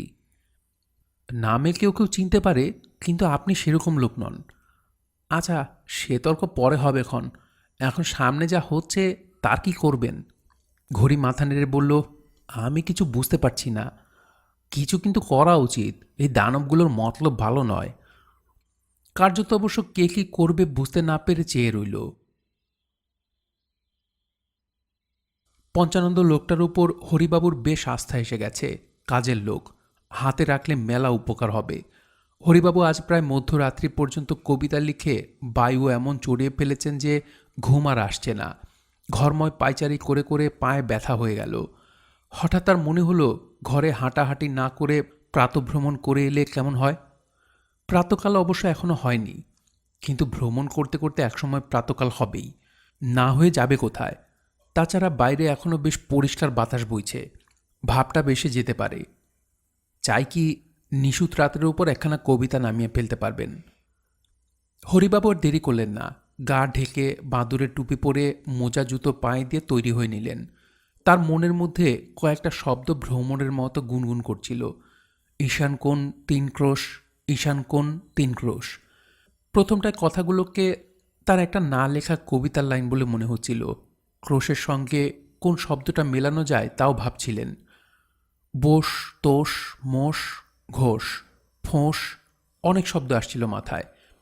তারপর হঠাৎ মনে পড়ে গেল, এটা একটা সংকেত বাক্য। পঞ্চানন্দ বলেছিল, একটি চাবিও দিয়েছিল বটে। চাবিটা টেবিলের দেরাজে পেয়ে গেলেন হরিবাবু। ঈশান কোনো তার জানা। ৩ ক্রোশ পথটা একটু বেশি বটে, কিন্তু ক্রোশ মানে কি আর সত্যিই ক্রোশ? আসলে ১ ক্রোশ ঠিক কতটা তা হরিবাবুর মনে পড়ল না। কিন্তু এই সামান্য সমস্যা নিয়ে কালহরণ করাও তাঁর উচিত বলে বিবেচিত হল না। তিনি চাবিটা নিয়ে বেরিয়ে পড়লেন। ঈশানকোণ ঠিক করে নিতে তার মোটেই দেরি হলো না। পঞ্চানন্দ লোকটাকে তার মোটেই অবিশ্বাস হয় না। মিথ্যে কথা বলে হয়তো, গুলগপ্প ঝাড়তে পারে, চুরি টুরির বদভ্যাস যে নেই তা বলা যায় না, পেটুকও বটে, কিন্তু তবু মন্দ নয়। কবিতা জিনিসটাকে প্রাণ দিয়ে ভালোবাসে। হরিবাবু হন হন করে হাঁটা ধরলেন। মনটায় বেশ ফুর্তি লাগছে। চাঁদও উঠে পড়েছে একটু। কুয়াশায় চারদিকটা বেশ স্বপ্নময়। এরকমই ভালো লাগে হরিবাবুর। চাঁদ থাকবে, কুয়াশা থাকবে, কবিতা থাকবে, তবেই না। হাঁটতে হাঁটতে হরিবাবু আত্মহারা হয়ে গেলেন। কোন দিকে যাচ্ছেন তার খেয়াল রইল না। একটা হোঁচট খাওয়ার পর হরিবাবুকে থেমে পড়তে হলো। পড়েই যাচ্ছিলেন। কোনো রকমে সামলে নিয়ে চারদিকটা খেয়াল করে যা দেখলেন তাতে বেশ অবাক হওয়ার কথা। বাড়ি থেকে বেরিয়ে তিনি ঈশানকোণ লক্ষ্য করে হাঁটা ধরেছিলেন। এতক্ষণে মাইলটাক দূরে গিয়ে পৌঁছানোর কথা, কিন্তু মাথায় কবিতার পোকা উড়াউড়ি করছিল বলে দিক ভুল করে তিনি ফের নিজের বাড়ির মধ্যে ফিরে এসেছেন যেন। হ্যাঁ, এটা তাদেরই বাড়ি বটে। ওই তো সামনে ঝুপসি কেয়াবন, তার ওপাশে তার বাবার ল্যাবরেটরি, তারপর বাগান। তার ওপাশে তাদের বাড়িটা, ফটফটে জ্যোৎস্নার আলোয় সব স্পষ্ট দেখা যাচ্ছে। হরিবাবু একটু অপ্রতিভ বোধ করলেন। লজ্জা পেয়ে একাই জিভ কাটলেন তিনি। ভোর হতে এখনও ঢের দেরি। হরিবাবু বাগানের মধ্যে কিছুক্ষণ হাঁটাহাঁটি করলেন, গুনগুন করে গান গাইলেন একটু, কবিতার লাইনও ভাববার চেষ্টা করলেন, কিন্তু মাথায় তেমন কোনো লাইন এলো না। তিনি কবিতার মানুষ, সেই জন্যই বোধহয় নিজের বাবার ল্যাবরেটরিতে তিনি বিশেষ ঢোকেননি। বৈজ্ঞানিক ক্রিয়াকাণ্ডে তার তেমন আগ্রহ নেই। তবে পঞ্চানন্দ শিবু হালদারের বৈজ্ঞানিক আবিষ্কারের যেসব গল্প তাকে শুনিয়েছে, তা যদি সত্য হয় তবে বিজ্ঞান জিনিসটা বিশেষ খারাপ নয় বোধ হয়।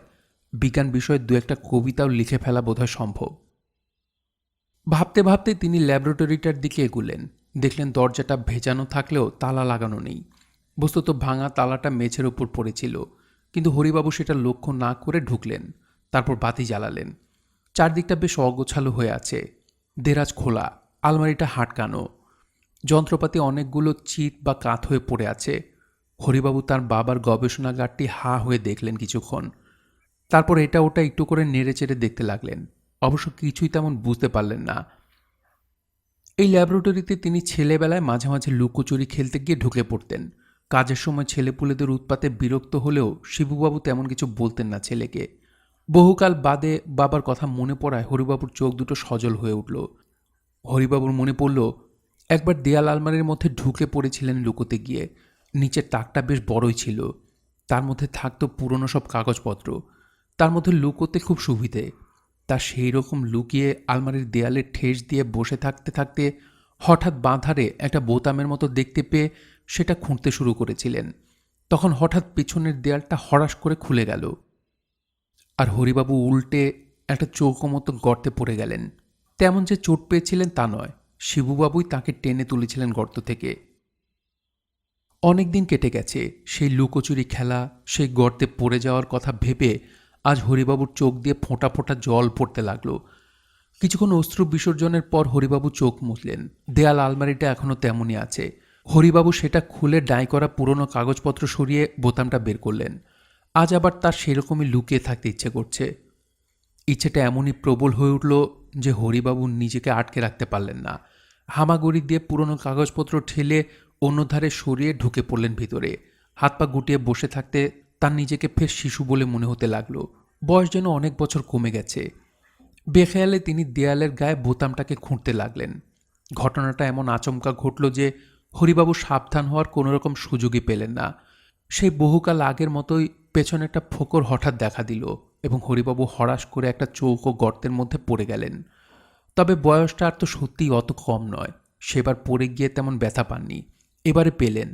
মাথাটায় ঝাং করে কি যেন লাগলো, ঝিমঝিম করে উঠল মাথা। চোখে কিছুক্ষণ অন্ধকার দেখলেন হরিবাবু। গর্তটা মাঝারি মাপের, অনেকটা জলের চৌবাচ্চার মতো। অন্ধকারে খুব ভালো করে কিছু বোঝা যায় না। পতনজনিত ভ্যাবাচাকা ভাব আর ব্যথার প্রথম তীব্রতাটা কাটিয়ে উঠে হরিবাবু হাতড়ে হাতড়ে চারদিকটা দেখলেন। একটা গোল ছোট বলের মতো জিনিস তার হাতে ঠেকল। তিনি বস্তুটা কুড়িয়ে নিলেন। খুবই ভারী জিনিসটা, আর বলের মতো মসৃণ নয়। বস্তুটার গায়ে নানা রকম খাঁজ আর ছোট ছোট টিপ বোতামের মতো কী সব যেন লাগানো আছে। হরিবাবু জিনিসটা পকেটে পুরে ধীরে সুস্থে উঠে পড়লেন। হামাগুড়ি দিয়ে বাইরে এসে গর্তটার কপাট আঁটলেন। তারপর আলমারি বন্ধ করে ল্যাবরেটরির আলো নিভিয়ে দরজা ভেজিয়ে বেরিয়ে এলেন বাইরে। ব্রাহ্ম মুহূর্তটা পড়াশোনার পক্ষে খুবই ভালো সময়। হরিবাবু ভাবলেন এখন ঘড়ি আর আংটিকে ঘুম থেকে তুলে দেবেন। তারপর পঞ্চানন্দকে ডেকে নিয়ে ফের একবার বেড়াতে বেরোবেন। অবশ্য হাতে ঘড়ি না থাকায় হরিবাবু বুঝতে পারছিলেন না এখন ঠিক কটা বাজে। তাই বাজুক, ব্রাহ্ম মুহূর্তটা আজ তিনি পেরোতে দেবেন না কিছুতেই। দোতলায় উঠে তিনি ছেলেদের ঘরে গিয়ে হানা দিলেন, এই ওট ওট, পড়তে বসে পড়, আর দেরি করা ঠিক নয়। ডাকতে গিয়ে হরিবাবু দেখে খুশি হলেন যে ছেলেরা কেউ বিছানায় নেই, তার মানে দুজনেই উঠে পড়েছে। এই তো চাই। একতলায় নেমে এসে হরিবাবু পঞ্চানন্দের খোঁজ করতে গিয়ে দেখেন সেও বিছানায় নেই।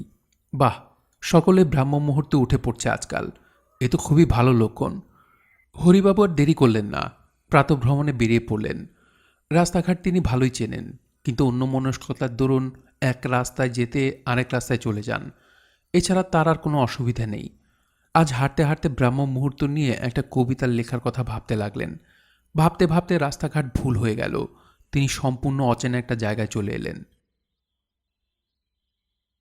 মহারাজ টিভির মতো যন্ত্রটা বন্ধ করে দিয়ে আংটির দিকে চেয়ে বললেন, তুমি খুব ঘাবড়ে গেছো না? আংটি সত্যি ভীষণ ঘাবড়ে গেছে। রূপকথার গল্পেও এরকম ঘটনার কথা নেই। গোটা পৃথিবীটাকে চুরি করে নিয়ে যেতে চায় কিছু লোক। এ কি অসম্ভব! শিহরিত হয়ে আংটি বলল, আপনি আসলে কে, আমাকে বলবেন? মহারাজ হাসলেন, বললেন, আর যাই হই আমি গুলবাজ নই, আমাকে বিশ্বাস করতে পারো। আংটি কাঁপতে কাঁপতে বলল, আপনি আমাদের বাঁচানোর জন্য কিছু করতে পারেন না? মহারাজ ভ্রু কুঁচকে বললেন, চেষ্টা নিশ্চয়ই করব, কিন্তু বিপদ কি জানো? এদের ধ্বংস করার মতো যে অস্ত্র আমার কাছে আছে তা প্রয়োগ করলে পৃথিবীও ধ্বংস হয়ে যাবে। আংটি হঠাৎ এই প্রসঙ্গে সম্পূর্ণ আলাদা একটা প্রশ্ন করল, আপনি অন্য গ্রহের মানুষ হয়েও এমন চমৎকার বাংলা শিখলেন কি করে? মহারাজ একটু হেসে বললেন, শুধু বাংলা নয়, পৃথিবীর অনেক ভাষাই আমাকে শিখতে হয়েছে। তোমরা ভাষা শেখো, আমরা শিখি ধ্বনি। আমাদের মাথা অবশ্য একটু বেশি উর্বর, শিখতে সময় লাগে না। তাছাড়া আছে অনুবাদ যন্ত্র। যে কোনো ভাষায় তুমি বলো না কেন, তা আমার ভাষায় অনুবাদ হয়ে আমার কানে পৌঁছবে। আমার ভাষা তোমার ভাষায় অনুবাদ হয়ে যাবে। আংটির মাথার একটা স্মৃতি খেলা করে গেল। সে হামরাহা নামে একজন লোকের কথা কোনো বইতে পড়েছিল। এই সেই হামরাহা নয় তো? আংটিকে কিছু বলতে হলো না। মহারাজ নিজে একটু মুচকি হেসে বললেন, ঠিকই ধরেছ, আমি সেই হামরাহা। আপনি 100 মাইল স্পিডে দৌড়াতে পারেন, 10 ফুট হাই জাম্প দিতে পারেন? মহারাজ হাত তুলে বললেন, ব্যাস থামো। তোমার কাছে যেটা বিস্ময়কর ক্ষমতা বলে মনে হচ্ছে, আমাদের কাছে তা খুবই স্বাভাবিক ঘটনা। আপনি তো ইচ্ছে করলেই ওই বর্বরদের ঠান্ডা করে দিতে পারেন। আমরা দুঃখিতভাবে মাথা নেড়ে বললেন, না, না আন্টি, এই বর্বররা আমার চেয়ে কম ক্ষমতা রাখে না। কিন্তু সে কথা যাক, আমার কাছে একটা অত্যন্ত সেন্সিটিভ ট্রেসার আছে।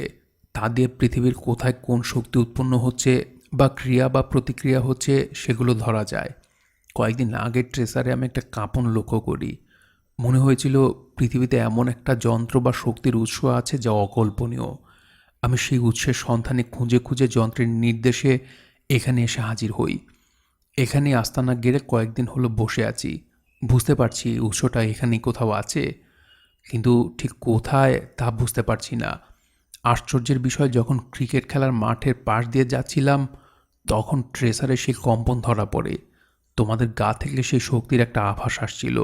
সেজন্যই তোমাদের দুভাইকে তুলে এনেছিলাম, কিন্তু পরে বুঝতে পেরেছিলাম তোমাদের কাছে জিনিসটা নেই। কিভাবে বুঝলেন? তোমাদের মগজ এক্সরে করে। আংটি আমতা আমতা করে বলল, কিন্তু আমাদের কাছে তো ওরকম কিছু নেই। মহারাজ অর্থাৎ রামরাহা একটু হেসে বললেন, হয়তো আছে, কিন্তু তোমরা জানো না। হয়তো নয়, অবশ্যই আছে, কিন্তু জিনিসটা ঘুমন্ত।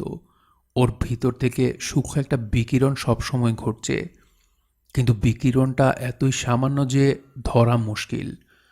তোমরা যে বাড়িতে থাকো তারই কোথাও লুকানো আছে, কিন্তু সেটা খুঁজে দেখার সময় আমি পাইনি। সময় বোধ আর পাবও না।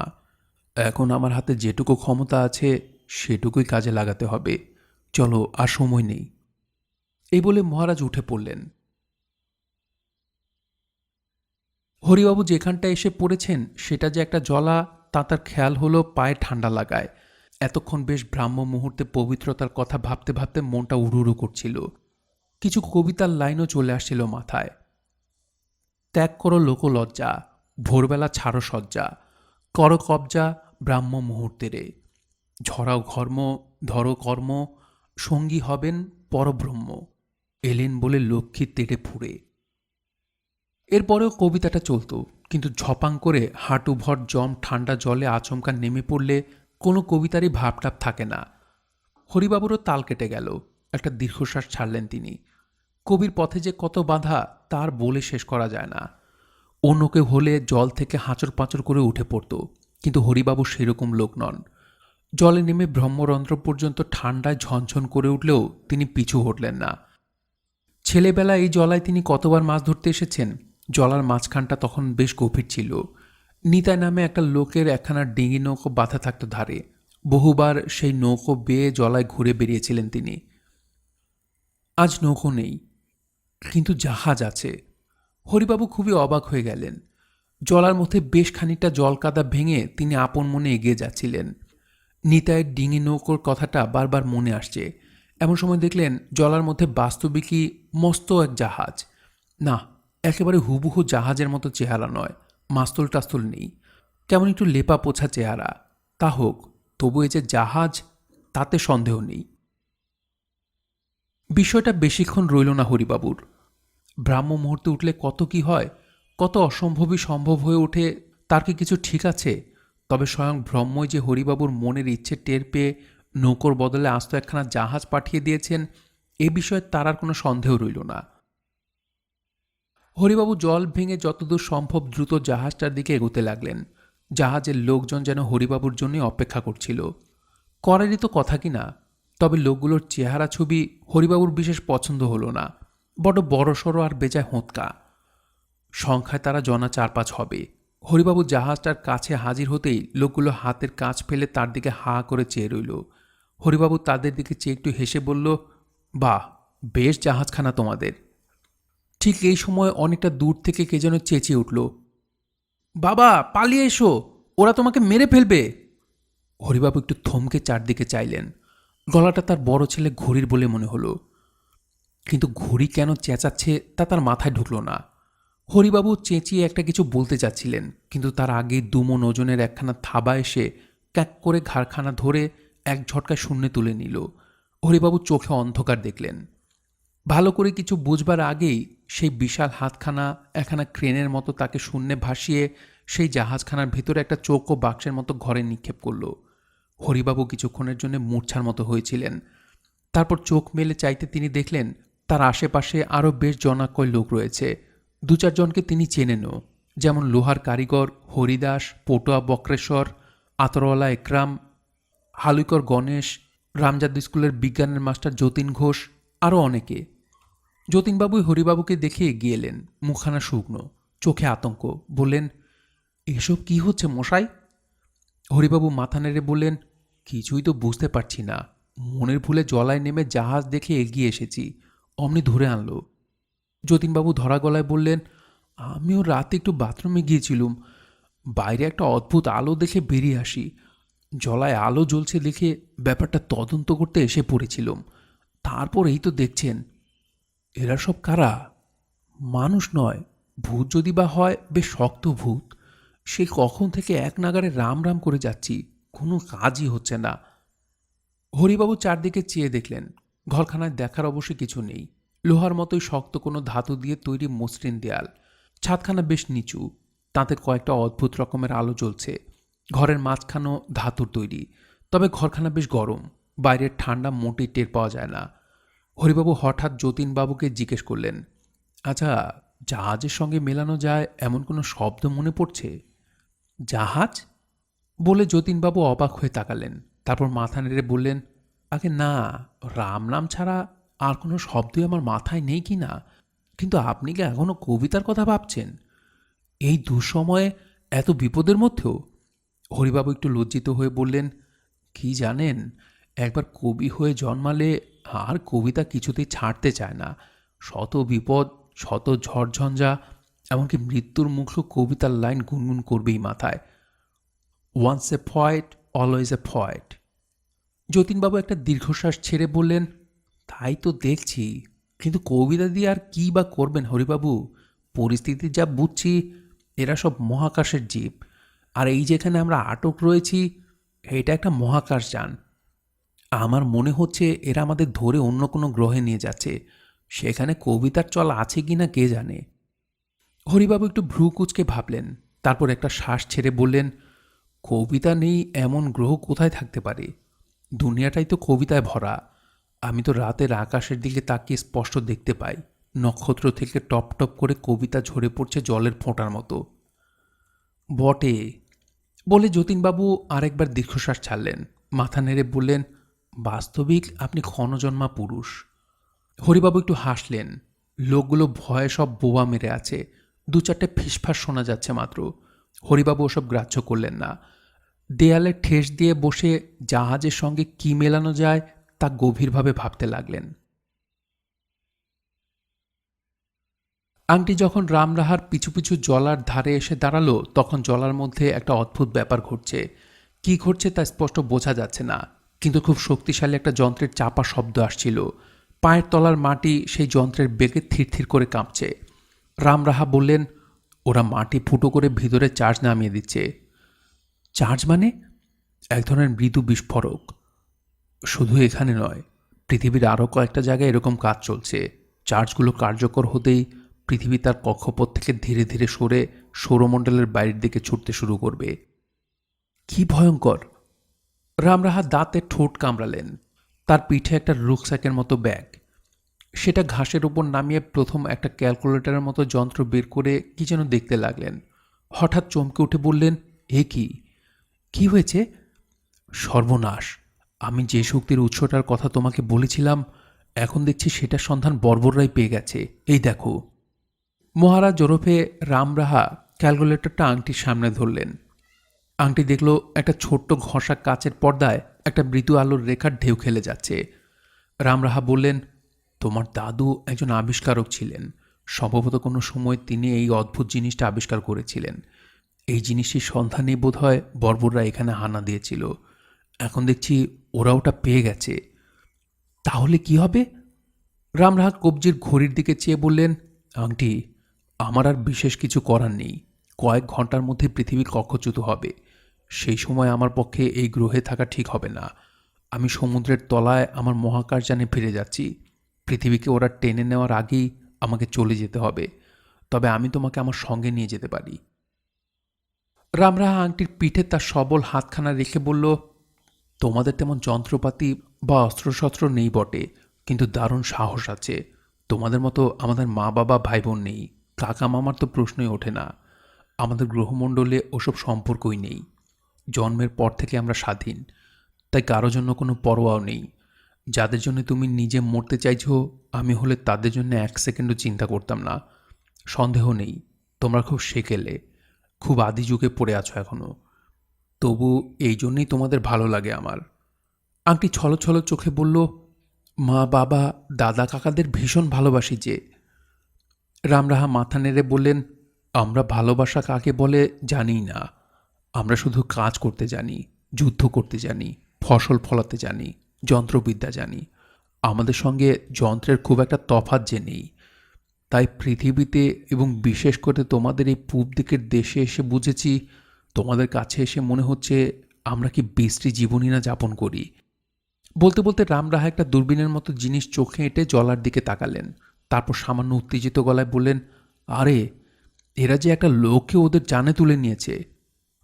আংটি বিন্দুমাত্র দ্বিধা না করে রামরাহার হাত থেকে যন্ত্রটা নিয়ে চোখে লাগালো এবং বায়োস্কোপের ছবির মতো দেখতে পেল একটা বিকট দানব জলা থেকে একজন মানুষকে ধরে নিয়ে ভিতরে চলে যাচ্ছে। সবচেয়ে ভয়ঙ্কর কথা, মানুষটা তার বাবা।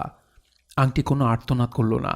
যন্ত্রটা ছুঁড়ে ফেলে দিয়ে সে হরিণের মতো টকবকে পায়ে জলার জলে নেমে ছুটতে লাগলো। রাগে আর আতঙ্কে সে দিশেহারা, বুদ্ধি স্থির নেই।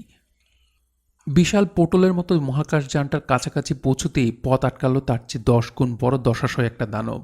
আংটি বিন্দুমাত্র না ভেবে লাফিয়ে গিয়ে জোড়া পায়ে দানবটার পেটে লাথি কষালো। তারপর এলোপ্যাথেরিক কিলচর ঘুষি ক্যারাটে মার, কিছু বাদ রাখল না। আশ্চর্যের বিষয়, তার মতো ক্ষুদে মানুষের ওই তীব্র আক্রমণে দানবটা আধ মিনিট যেন হতভম্ব হয়ে গেল। একবার গোঙানির মতো যন্ত্রণার শব্দও করল একটা, কিন্তু সেটা আর কতক্ষণ? আংটির লড়াই করার ক্ষমতার কতটুকুই বা? দানবটা তার বিশাল হাতে আংটির ঘাটটা ধরে শূন্যে ভাসিয়ে নিয়ে ঠিক তার বাবার মতোই মহাকাশযানের ভিতরে চৌকো ঘরটায় ফেলে দিল। আংটির তেমন লাগলো না। লাফঝাপ তার অভ্যাস আছে। সে ঘরের চারদিকে তার বাবাকে খুঁজতে লাগলো। বাবা! হরিবাবু খুবই অবাক হয়ে গেলেন আংটিকে দেখে। তারপর হাত বাড়িয়ে ছেলেকে কাছে টেনে নিয়ে বললেন, তুই কোত্থেকে এলি? বাবা, আমাদের ভীষণ বিপদ। হরিবাবু মাথা নেড়ে বললেন, সে তো বুঝতেই পারছি। যখন জাহাজের সঙ্গে মিল দেওয়ার মতো একটা শব্দ খুঁজে পেলাম না, তখনই বুঝলাম আমাদের খুব বিপদ ঘটেছে নিশ্চয়ই। তার কি করা যাবে? তোদের দুই ভাইয়ের জন্য একটা ক্রিকেট বল রেখেছি, এই নে। বাবার ল্যাবরেটরিতে পেলাম। ভাবলাম তোরা খুব খেলা টেলা ভালোবাসিস, তোদের কাজে লাগবে হয়তো। আংটি গোল বস্তুটা হাতে নিয়ে বলল, কিন্তু বাবা, এ তো ক্রিকেট বল নয়। তবে এটা কি? জিনিসটা হাতে তুলে নিয়ে দেখল আংটি। বেশ ভারী কোনো ধাতু দিয়ে তৈরি, গায়ে খুদে খুদে বোতামের মতো কী সব রয়েছে। আংটির বুকটা গুড়গুড় করে উঠল। রামরাহা যে জিনিসটার কথা বলেছে এটা সেটা নয় তো? দাদুর ল্যাবরেটরিতে যখন পাওয়া গেছে তখন সেটাই হতে পারে, কিন্তু এই বস্তু দিয়ে কি করা যায় তা তো আংটি জানে না। সে জিনিসটা হাতে নিয়ে ঘুরিয়ে ফিরিয়ে দেখতে লাগলো। দেখতে দেখতে হঠাৎ চোখ পড়ল একটা বোতামের ওপর। আংটি বোতামটা হালকা আঙুলে চাপ দিল, কিছুই ঘটল না। আংটি আরেকটু জোরে চাপ দিল, কিছুই ঘটল না এবারও। আংটি একটু ভেবে নিল, তারপর তার শরীরের সমস্ত শক্তি আঙুলে জড়ো করে প্রাণপণে বোতামটা চেপে ধরল। ঘড়ি আর পঞ্চানন্দ সবই দেখছিল, তবে আবছাভাবে। ঘড়ি মুখ চুন করে বলল, ওরা বাবাকে ধরেছে, আংটিকেও ধরল, এবার কি করা যায় বলুন তো? পঞ্চানন্দ ভয় খাওয়া মুখে বলল, আমার মাথায় তো কিছু খেলছে না, তবে আংটি বড্ড বোকার মতো তেড়ে ফুড়ে গিয়ে বিপাকে পড়ে গেল, একটু বুদ্ধি খাটালে কাজ দিত। ঘড়ি একটা দীর্ঘশ্বাস ছেড়ে বলল, কিন্তু বুদ্ধি তো মাথায় খেলছে না। পঞ্চানন্দ ঘড়ির দেখা দেখে একটা দীর্ঘশ্বাস ছেড়ে বলল, আমার মাথাটা পেটের সঙ্গে বাঁধা, পেট ফাঁকা থাকলে মাথাটাও ফাঁকা হয়ে যায়, আর পেট ভরা থাকলে মাথাটাও নানা রকম বুদ্ধি আর ফিকিরে ভরে ওঠে। অনেকক্ষণ কিছু খাইনি তো। পঞ্চানন্দর কথাটা ভালো করে শেষ করার আগেই তার ঘাড়ে ফত করে একটা শ্বাস এসে পড়ল। শ্বাস তো নয়, যেন ঘূর্ণিঝড়। পঞ্চানন্দ একটু শিউরে উঠে ঘাড় ঘুরিয়ে যা দেখল, তাতে তার বাক্য সরল না। সে হা করে রইল। ঘড়ি নিবিষ্ট মনে জলার মধ্যে দানবদের চলাফেরা লক্ষ্য করছিল। এখনই একটা কিছু করা দরকার, কিন্তু প্রবল প্রতিপক্ষের বিরুদ্ধে দুর্বল মানুষের কী বা করার আছে? আচমকা সেও পেছন দিকে একটা কিছুর অস্তিত্ব টের পেল। বিদ্যুৎ বেগে ঘাড় ঘুরিয়ে সেও যা দেখল, তাতে আঁতকে ওঠারই কথা। পিছনে বিকট এক চেহারা নিয়ে দাঁড়িয়ে আছে গজপালোয়ান। দুখানা চোখ জলজল করে জ্বলছে। ফুলে ওঠা শরীরটা যেন খুন খারাপের জন্য উদ্যত হয়ে আছে। হাতের আঙুলগুলো আঁকশির মতো বাঁকা। ঘড়ি ঘুষি তুলেছিল, কিন্তু সেটা চালালো না। চাপা স্বরে বলল, গজদা। গজ তার দিকে তাকালো, তারপর একটু ভাঙা গলায় বলল, তোরা এখানে কি করছিস? গজ যে মাতৃভাষায় স্বাভাবিকভাবে কথা বলছে এটা ঘড়ি আশা করেনি। সে মনে মনে ধরে নিয়েছিল গজপালোয়ানও ওই বর্বর দানবদের একজন হয়ে গেছে, কিন্তু তা হয়নি দেখে সে স্বস্তির শ্বাস ছেড়ে বলল, ওই দেখো গজদা, জলার মধ্যে কী সব কাণ্ড হচ্ছে। গজ গম্ভীর মুখে বলল, দেখেছি, আমাকে ওরাই আটকে রেখেছিল ওই গুহায়। ঘড়ি আকুল মুখে বলল, এখন আমরা কি করব গজদা? তোদের কিছু করতে হবে না, আমি যা করার করছি। এই বলে গজপালোয়ান নিঃশব্দে জলে নেমে গেল। ওই বিশাল দেহ নিয়ে যে কেউ এত সাবলীল চলাফেরা করতে পারে তা না দেখলে বিশ্বাস হয় না। ঘড়িও টপ করে উঠে পড়ল, কিছু একটা করতে হবে, নইলে সাংঘাতিক একটা বিপদ ঘটবে। আর একটা কিছু করার এই সুযোগ। সে গজর পিছনে পিছনে এগোতে গিয়ে টের পেল পঞ্চানন্দ জলে নেমে পড়েছে। গজের সঙ্গে পাল্লা দিয়ে অবশ্য তারা পেরে উঠছিল না। গজ এগিয়ে যাচ্ছে মোটর লঞ্চের মতো তীব্র বেগে। ঘড়ি আর পঞ্চানন্দ যত তাড়াতাড়ি সম্ভব জল ভেঙে এগোতে লাগল। রামরাহা আংটির আকস্মিক প্রস্থানে একটু থমকে গিয়েছিল। তারপর সে আপন মনে একটু হাসল, স্মিত হাসি। যে জগৎ থেকে সে এসেছে সেখানে কেউ আবেগ বা ভালোবাসা দিয়ে চালিত হয় না। তারা চলে হিসেব কষে, প্রতি পদক্ষেপই তাদের মাপা। কিন্তু এ পুরনো আমলের গ্রহটিতে মানুষজনের আচার ব্যবহার সে যত দেখছে ততই ভালো লাগছে, তত এরা আকর্ষণ করছে তাকে। রামরাহান নিজের মহাকাশযানে ফিরে যাবে বলে ঠিক করেছিল, কিন্তু এখন তার মনে হলো পৃথিবীর অসহায় এসব মানুষকে বাঁচানোর একটা শেষ চেষ্টা করলে মন্দ হয় না। রামরাহা ঘাড় ঘুরিয়ে অন্ধকার দিকে চেয়ে চাপা গলায় বলল, থামোস, আমার মিটারটা নিয়ে এসো। সে সিঁড়ি লোকটা অন্ধকার ফুঁড়ে এগিয়ে এলো, হাতে একটা খুব ছোট্ট থার্মোমিটারের মতো জিনিস।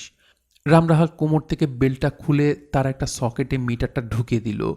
তারপর বেল্টটা কোমরে পরে নিয়ে সে জলের দিকে পা বাড়ালো। আশ্চর্যের বিষয়, জলের 2 ইঞ্চি ওপরে যেন একটা অদৃশ্য কুশলে তার পা পড়ল। তারপর অনায়াসে জলের উপর দিয়ে সে হাঁটতে লাগলো। হাতের মিটারটার দিকে বারবার চাইছিল রামরাহা। নানা রকম আলোর সংকেত ভেসে উঠছে। একটা আলোর রেখা বরাবর ঢেউ খেলে যাচ্ছে। আচমকা আলোর রেখাটা একটা পাককে বৃত্ত রচনা করল। রামরাহা থমকে দাঁড়ালো। এরকম হওয়ার কথা নয়। অজানা এক শক্তির উৎস কেউ ব্যবহার করছে। যদি যন্ত্রটা সক্রিয় হয়ে ওঠে তবে পৃথিবীর সর্বত্র সব রকম শক্তির উৎস কিছুক্ষণের জন্য অকেজো হয়ে যাবে। বিজলি উৎপন্ন হবে না, পারমাণবিক সংঘাত একরত্তি তাপ দেবে না, থেমে যাবে বেশিরভাগ রিয়্যাক্টর। রামরাহা ভাবতে লাগলো, বর্বররা যদি যন্ত্রটার সন্ধান পেয়েই থাকে তবে তারা এত বোকা নয় যে এই মোক্ষম সময় সেটা ব্যবহার করবে। তবে তাহলে যন্ত্রটা কে ব্যবহার করছে? দানবের মতো লোকগুলো তাদের দ্রুত ও অতিশয় শক্তিশালী খনন দিয়ে মাটির নিচে যেসব গর্ত করে ফেলল সেগুলো বহু মাইল গভীর। খননগুলোর সঙ্গে লাগানো রয়েছে চার্জ। বহু দূর থেকে বেতার তরঙ্গের সংকেতে সেগুলোকে সক্রিয় করা যায়। বিপুলে উথাল পাথাল শক্তিতে আলোড়িত হয়ে পৃথিবীর অভ্যন্তরে উতলে উঠবে। তারপর ভারসাম্য নষ্ট করে কক্ষচ্যুত টালমাটাল করে দেওয়া হবে পৃথিবীকে। সূর্যের বিপুল আকর্ষণ থেকে তার কোনো গ্রহকে বাইরে টেনে নিয়ে যাওয়া সহজ নয়। মানুষের বিজ্ঞানে তা একরকম অসম্ভব, কিন্তু পৃথিবী নিজেই যদি মহাকাশযানে পরিণত হয়ে ছুটতে থাকে তবে তা সম্ভব। দানবেরা পৃথিবীর গভীরে চার্জ ঝুঁকিয়ে সেই ব্যবস্থাই করে রাখল। পৃথিবী যখন ছুটতে থাকবে সৌরলোকের বাইরে, তখন এক অদৃশ্য রশ্মি দিয়ে দূর থেকে নিয়ন্ত্রণ করা হবে তাকে। কক্ষচ্যুত হলে প্রথম ধাক্কাতেই সমুদ্রে উঠবে বিপুল জলোচ্ছ্বাস, দেখা দেবে প্রবলতম ভূমিকম্প, অগ্ন্যুৎপাত। জীবজগৎ একরকম শেষ হয়ে যাবে তখনই। সৌরলোকের বাইরে পৌঁছালে উবে যাবে পৃথিবীর আবহমণ্ডল। কঠিন বরফের মৃত্যু হিম মোড়কে ঢেকে যাবে চরাচর। গ্রহটি পরে ফের নিজেদের বাসযোগ্য করে নেবে দানবেরা। তবে তখন আর সেটাই পৃথিবী থাকবে না। এই গাছপালা, পাখি, জীবজন্তু, মানুষ কিছুই না। রামরাহা হাতের মিটারটার দিকে চেয়ে ভ্রু কুঁচকে দাঁড়িয়ে রইল কিছুক্ষণ। ছোট্ট কিন্তু বিপুল শক্তির আধার একটি রহস্যময় যন্ত্র এই অদ্ভুত কাণ্ডটি ঘটাচ্ছে। কিংবা যন্ত্রটাকে বলা যায় প্রতিশক্তির আধার। কাছাকাছি যত শক্তির উৎস আছে যন্ত্রটা ঠিক তার বিপরীত ধর্মে কাজ করে যায়। শক্তি ও প্রতিশক্তির সংঘাতে সৃষ্টি হয় একটা নিউট্রাল শূন্যতা। এরকম যন্ত্র রামরাহার অগ্রজ বিজ্ঞানীও আবিষ্কার করতে পারেনি। এই পুরনো আমলের গ্রহে একজন মানুষ কি করে বানালো এরকম জিনিস? তার চেয়েও বড় কথা, এই যন্ত্র ব্যবহার করাও বড় সহজ নয়। বোধহয় কেউ সত্যি সেটাকে কাজে লাগাচ্ছে, হয়তো আনাড়ির মতো, কিন্তু ঠিকমতো কাজে লাগাতে পারলে যন্ত্রটা অনেক অসম্ভব সম্ভব করবে। রামরাহার অত্যন্ত হিসেবি মন জীবনে প্রথম একটু দ্বিধাগ্রস্ত হলো। ইচ্ছে করলে সে এখনই বিপন্ন পৃথিবী থেকে নিজের প্রাণ বাঁচাতে পালিয়ে যেতে পারে। পৃথিবীর এক মহাসাগরের তলায় তার মহাকাশযান তৈরি আছে। মাত্র ৮ ঘন্টার মধ্যেই সেখানে পৌঁছে মহাকাশযানে করে পৃথিবীর মধ্যাকর্ষণ ছেড়ে মহাকাশে পাড়ি দেওয়া সহজ। আর যদি পৃথিবীকে বাঁচাতে চেষ্টা করে তবে সেই কাজে বিপন্ন হবে তার প্রাণ। শেষ অবধি হয়তো পৃথিবীও বাঁচবে না, সেও নয়। তবে সে যদি ওই যন্ত্রটা হাতে পায় তাহলে কোনো কথাই নেই। রামরাহার দ্বিধাটা রইল কয়েক সেকেন্ড। তারপর সে স্থির মস্তিষ্কে সিদ্ধান্ত নিয়ে ফেলল, তাকে একটা কাজই করতে হবে। ওই ছোট্ট ছেলেটিকে তার প্রিয়জন সহ কিছুতেই সে মরতে দেবে না। সুতরাং রামরাহাকে ওই দানবদের আকাশযানে উঠতে হবে, দানবদের হাতে ধরা দিতে হবে। জানুস, সেই লম্বা লোকটা অবিকল রামরাহার মতোই জলের উপর দিয়ে ভেসে এগিয়ে এলো। রামরাহা তার সব বৈজ্ঞানিক যন্ত্রপাতি গা থেকে খুলে লোকটার হাতে দিয়ে বলল, সেন্টারে গিয়ে অপেক্ষা করো। যন্ত্র না থাকায় রামরাহাকে জলে নামতে হবে। সঙ্গে কোনো অস্ত্রও নেই, থাকলেও লাভ ছিল না। দানবদের ট্রেসারে তা ধরা পড়ত এবং ওরা তা কেড়ে নিত। রামরাহা খুব বোকা মানুষের মতো এগিয়ে গেল। একজন দানব তাকে দেখে ক্রুদ্ধ এক শব্দ করল। বাকিরা বিদ্যুৎ গতিতে ধেয়ে এলো তার দিকে। স্বাভাবিক পরিস্থিতিতে রামরাহার পক্ষে এই আক্রমণ ঠেকানো মোটেই শক্ত কাজ ছিল না, কিন্তু এখন সে একটু গায়ের জোর দেখাবে না। তবে সামান্য একটু বাধা দেবে, নইলে ওরা সন্দেহ করতে পারে। প্রথম যে দানবটা তার দিকে তেড়ে এলো তাকে এড়াতে রামরাহা একটু দৌড়ে পালানোর ভান করল। লোকটা লম্বা হাত বাড়িয়ে খামচে ধরল তার কাঁধ, আর একজন তার 2 পা ধরে শটান শূন্যে তুলে ফেলল। তারপর একটা আছাড়। রামরাহা হাসছিল। 10 তলা বাড়ি থেকে সে তো কতদিন স্রেফ লাফ দিয়ে নেমেছে, তবু সে একটু যন্ত্রণার শব্দ করল। 3-4 জন দানব এসে চ্যাংদোলা করে তুলে নিল তাকে। এরা একটু অদ্ভুত ভাষায় নিজেদের মধ্যে কথা বলছে। রামরাহা চুপ করে কথাগুলো শুনতে লাগলো। তার সঙ্গে অনুবাদ যন্ত্র নেই, কিন্তু বিপুল বিশ্বের অনেক গ্রহ সে ঘুরেছে, ভাষাও শুনেছে হাজার রকম। শব্দ সম্পর্কে তার অভিজ্ঞতা বিপুল, তাই সে শব্দ ধরে ধরে অর্থে পৌঁছানোর চেষ্টা করতে লাগলো মনে মনে। তার মাথার টেপ রেকর্ডারের মতো নির্ভুল স্মৃতিশক্তির অধিকারী, যা শোনে বা দেখে সব হুবহু মনে থাকে। খানিক্ষণ শুনে রামরাহা বুঝতে পারল এরা পৃথিবী থেকে কিছু মানুষকে জ্যান্ত অবস্থায় নিজেদের গ্রহে নিয়ে যাচ্ছে নমুনা হিসেবে। এইসব মানুষদের হৃৎপিণ্ড, রক্ত, ফুসফুস সব তারা পুঙ্খানুপুঙ্খ পরীক্ষা করবে, দেখবে এদের বেঁচে থাকার পদ্ধতি। এর জন্য কয়েকজন মানুষকে মেরে ফেলতে হবে, বাকিদের জিয়ে রেখে দেওয়া হবে চিড়িয়াখানার জন্তু হিসেবে। চ্যাংদোলা করে এনে যে ঘরটায় দানবেরা তাকে ফেলে দিল, সেটাতে রামরাহা বেশ কয়েকজন মানুষকে দেখতে পেল। যাকে দেখে সে সবচেয়ে খুশি হলো সে আংটি। আংটি তাকে দেখেই চেঁচিয়ে উঠল, রামরাহা! রামরাহা হাত বাড়িয়ে বলল, যন্ত্রটা দাও। যন্ত্র বলে কেমন বিবর্ণ হয়ে গেল আংটি। তারপর মাথা নেড়ে বলল, নেই, কেড়ে নিয়ে গেছে। কি করে কাড়ল? আমি যন্ত্রটা একটা রঙিন বোতাম দেখে চেপে দিয়েছিলাম খুব জোরে, তাতে কিছু হয়নি। কিন্তু হঠাৎ একটা দানব এসে হাজির, আমাকে একটা ধাক্কা দিয়ে ফেলে যন্ত্রটা কেড়ে নিয়ে গেল এই একটু আগে। রামরাহার ঠোঁট কামড়ালো। কি হবে রামরাহা? দেখা যাক। কাজটা সহজ রইল না, এই যা। হঠাৎ একজন লোক এগিয়ে এসে রামরাহার মুখের দিকে চেয়ে করুণ স্বরে বলল, আচ্ছা মশাই, জাহাজের সঙ্গে মেলানো যায় এমন একটা শব্দ বলতে পারেন? রামরাহা অবাক হয়ে বলল, জাহাজ? আংটি বলল, ইনি আমার বাবা। আমার বাবা একজন কবি। কবি? কবি কাকে বলে? যারা কবিতা লেখে। রামরাহা মাথা চুলকে বলল, কবিতা? কিন্তু আমাদের দেশে তো এরকম কোনো জিনিস নেই। কবিতা কবিতা কীরকম জিনিস বলো তো? হরিবাবু খুব দুঃখের সঙ্গে বললেন, তাহলে আপনার দেশেরই দুর্ভাগ্য রাহা বাবু। বাঙালি হয়ে কবিতা কাকে বলে জিজ্ঞেস করছেন? আপনার লজ্জা হওয়া উচিত। যে সময়ে নাটক ভিতরে চলছিল ঠিক সেই সময়ে গজপালোয়ান তার অতিকায় চেহারাটা নিয়ে সাপদের মতো এসে পৌঁছল মহাকাশযানের কাছে। একজন দানব মাত্র পাহারায়, বাকিরা রামরাহাকে ভিতরে নিয়ে গেছে, এখনও ফেরেনি। গজপালোয়ান একবার চারদিকটা দেখে নিয়ে নিঃশব্দে কয়েক পা এগিয়ে দানবটার ঘাড়ে লাফিয়ে পড়ল। দানবটা চকিত পা একটু সরে গিয়েছিল শেষ মুহূর্তে নিজের বিপদ টের পেয়ে, তবে গজকে সম্পূর্ণ এড়াতে পারেনি। গজর কাঁধের ধাক্কা এসে ছিটকে গেল খানিকটা। তারপর উঠে এসে গজকে দুহাতে জড়িয়ে ধরার চেষ্টা করল, কিন্তু পারবে কেন? গজর শক্তি এবং মত্ততা 2-10-20 গুণ বেড়েছে। উপরন্তু সে তার প্যাঁচ পয়জারও ভোলেনি। সে দুহাতে বিপুল দুখানা ঘুষি চালালো দানবটার মুখে। দানবটা টাল খেয়ে পড়ে যাচ্ছিল। গজ তার পা দুখানা ধরে পেল্লায় দুটো পাক মারল মাথার উপর তুলে, তারপর একটি আছাড়। কিন্তু আছাড় মারতে গিয়েই দানবটার কোঁচড় থেকে কি একটা ভারী আর শক্ত জিনিস ঠক করে গজর মাথায় পড়ল। বলে বসে পড়ল গজ। দানবটা উপুর হয়ে পড়ে রইল, নড়ল না। ঘড়ি আর পঞ্চানন্দ এসে গজকে ধরল। তোমার কি হলো গজদা? দানবটাকে তো আউট করে দিয়েছ।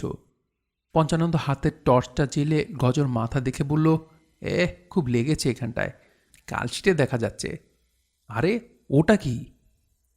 এই বলে পঞ্চানন্দ মাটি থেকে একটা গোলাকার বস্তু তুলে নিয়ে ঘুরিয়ে ফিরে দেখতে লাগলো। ঘড়ি হাত বাড়িয়ে বলল, দেখি।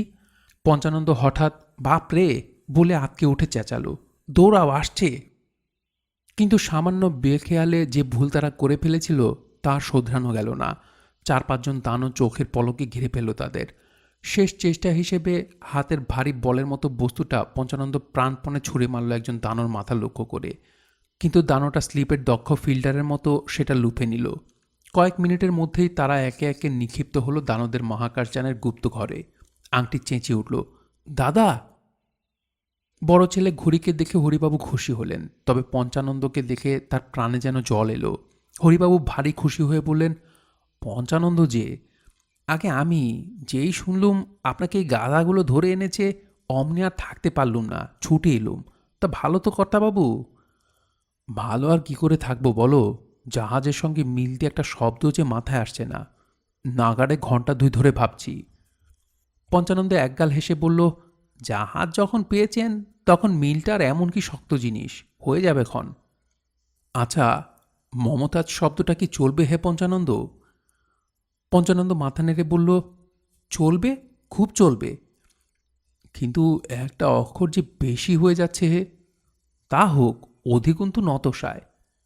না হে না, কবিতায় অধিকন্ত চলে না, ন্যূন্য চলে না।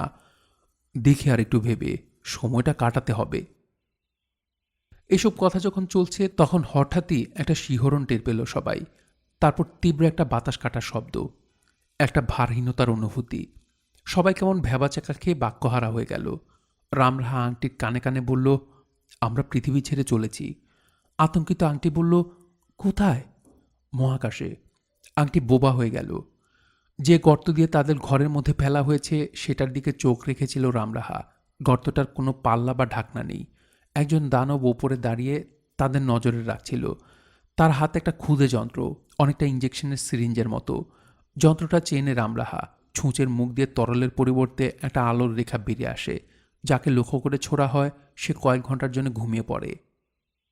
রামরাহা আংটিকে বলল, শোনো আংটি, আমার পক্ষে এই 10 ফুট লাফিয়ে ওঠা খুব শক্ত কাজ নয়, এমনকি দানবটাকে কবজা করাও কঠিন হবে না, কিন্তু তারপরেই গণ্ডগোল দেখা দেবে।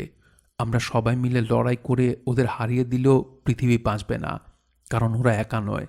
পৃথিবীর আরও কয়েক জায়গা থেকে ঠিক এই সময়ে একই রকম মহাকাশযানে আরও কতগুলো দানব মহাকাশে উড়ে যাচ্ছে। ঘণ্টাখানেকের মধ্যেই ওরা দূর নিয়ন্ত্রণে পৃথিবীকে ভারসাম্যহীন করে দেবে। তারপর চার্জগুলো চালু করবে। যা করবার করতে হবে 1 ঘন্টার মধ্যেই। কী করবো আমরা? আমার ওই গোলকটা চাই। ওটা হাতে পেলে সবই সম্ভব। নইলে নইলে কী হবে সে তো জানি। তাহলে তৈরি হও। আমি যখন লাফ মারব তখন তুমি আমার কোমর ধরে ঝুলে থাকবে। খুব শক্ত করে ধরবে, পড়ে যেও না। আমি উপরে উঠেই দানবটার সঙ্গে লড়াই করব।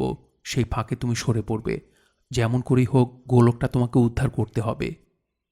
আমাদের বাঁচার এবং পৃথিবীকে বাঁচানোর ওইটাই একমাত্র এবং শেষ সম্বল। পারবে? আংটির দাঁতে ঠোঁট টিপে বলল, এমনিতেই তো মরতেই হবে, পারবো। তবে এসো, get ready. 10 foot high jump দেওয়া যে সম্ভব এটা বিশ্বাস করাই শক্ত। বিশেষ করে একটু না দৌড়ে শুধু দাঁড়ানো অবস্থা থেকে এতটা উঁচুতে লাফানো এক অলৌকিক ব্যাপার। আংটির বিশ্বাস হচ্ছিল না, তবু রামরাহার কোমর ধরে দাঁড়ালো। মহাকাশযানটা কাঁপছে, আর কেমন যেন একটা শিহরণ খেলে যাচ্ছে বাতাসে। কানে একটা অদ্ভুত শব্দ বা তরঙ্গ এসে লাগছে।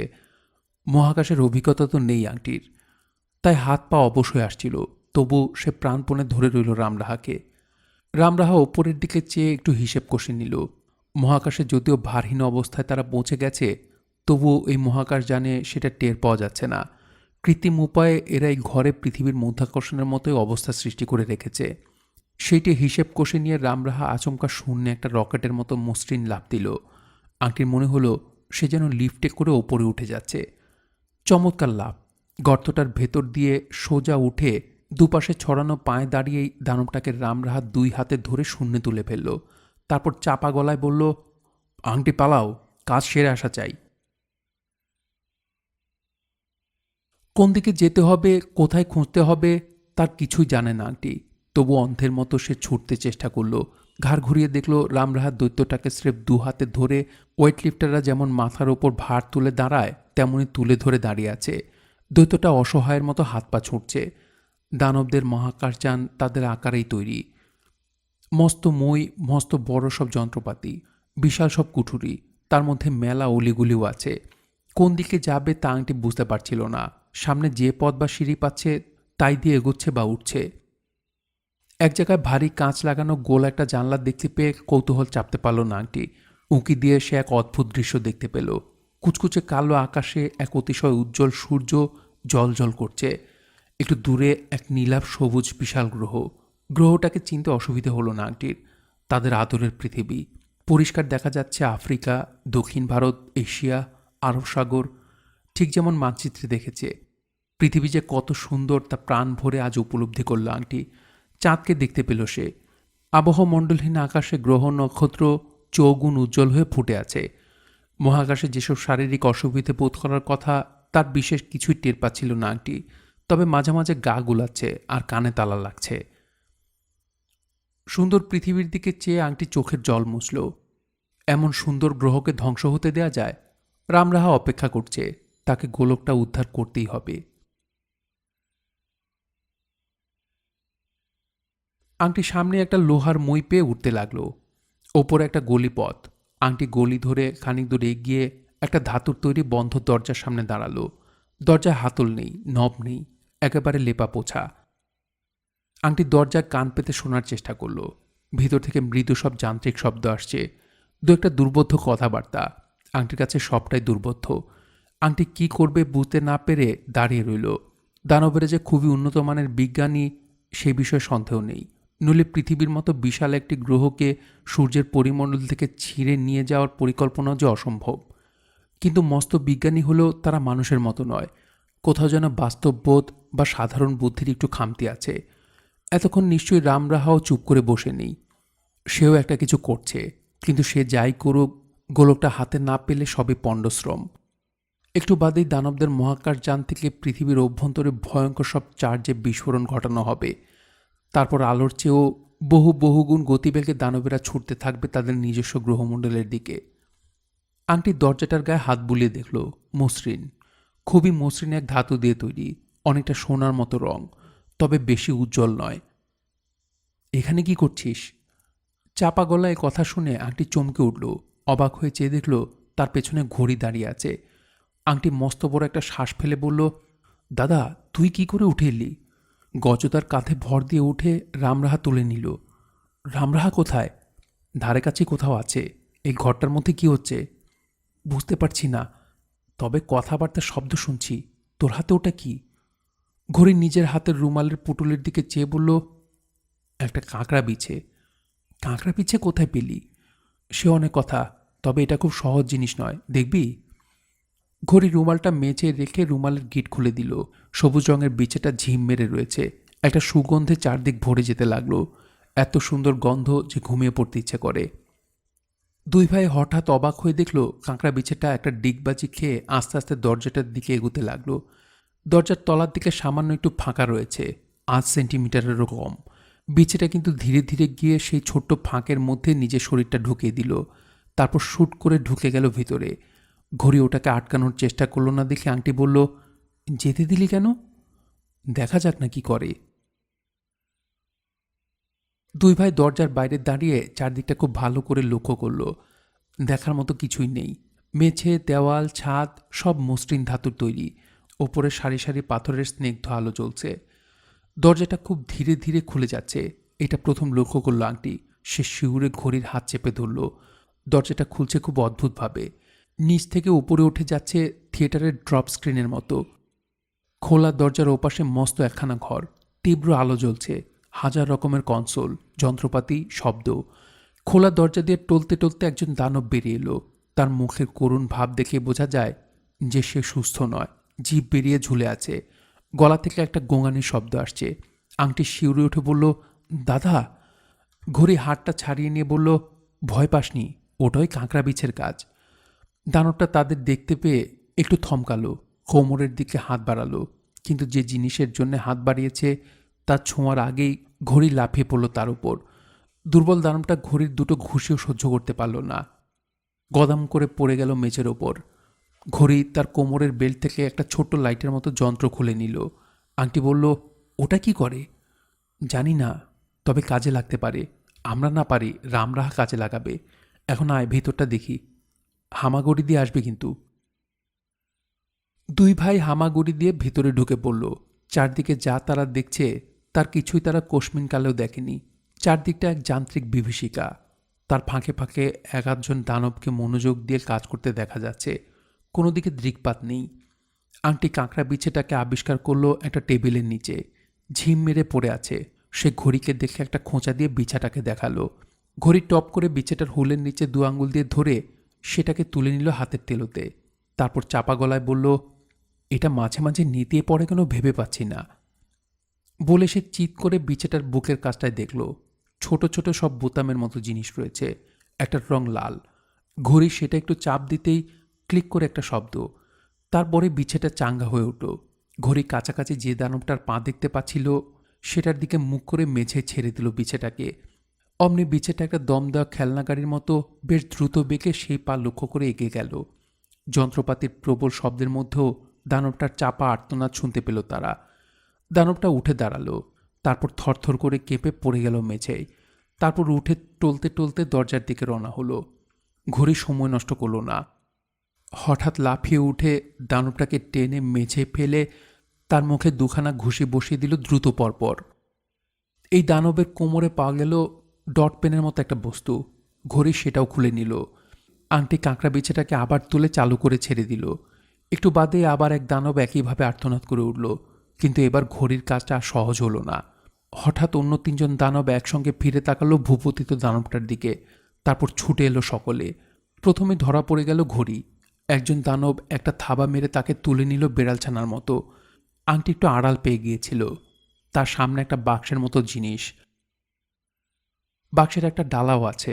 আংটি চিন্তাভাবনা না করে ডালাটা তুলে ভেতরে ঢুকে পড়ল। তারপর ডালাটা আস্তে করে নামালো। ঘড়ির কি হলো তা সে বুঝতে পারল না। বাক্সের মধ্যে ঘোর অন্ধকার। হাত বুলিয়ে বুলিয়ে চারদিকটা দেখল আংটি। আংটির হিসেব মতো দানবেরা ৬-৭ জনের বেশি নেই।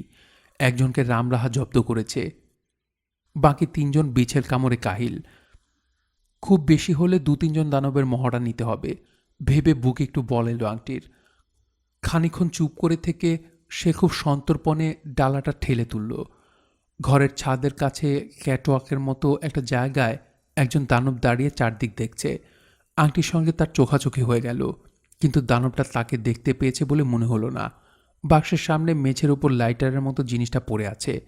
ওটা দিয়ে কি হয় তা জানে না আংটি, কিন্তু মনে হলো কোনো অস্ত্রই হবে। সে যন্ত্রটার দিকে হাত বাড়ালো, খুব ধীরে ধীরে। তার চোখ ওপরে দানবটার দিকে। শেষ মুহূর্তে একটু নার্ভাস হয়ে গিয়েছিল আংটি। যন্ত্রটা তুলতে গিয়ে একটু দ্রুত হাত বাড়িয়েছিল। সেই নড়াটুকু চোখে পড়ে গেল দানবটার। ওই ওপর থেকে দানবটা এক লাফে নিচে নামলো।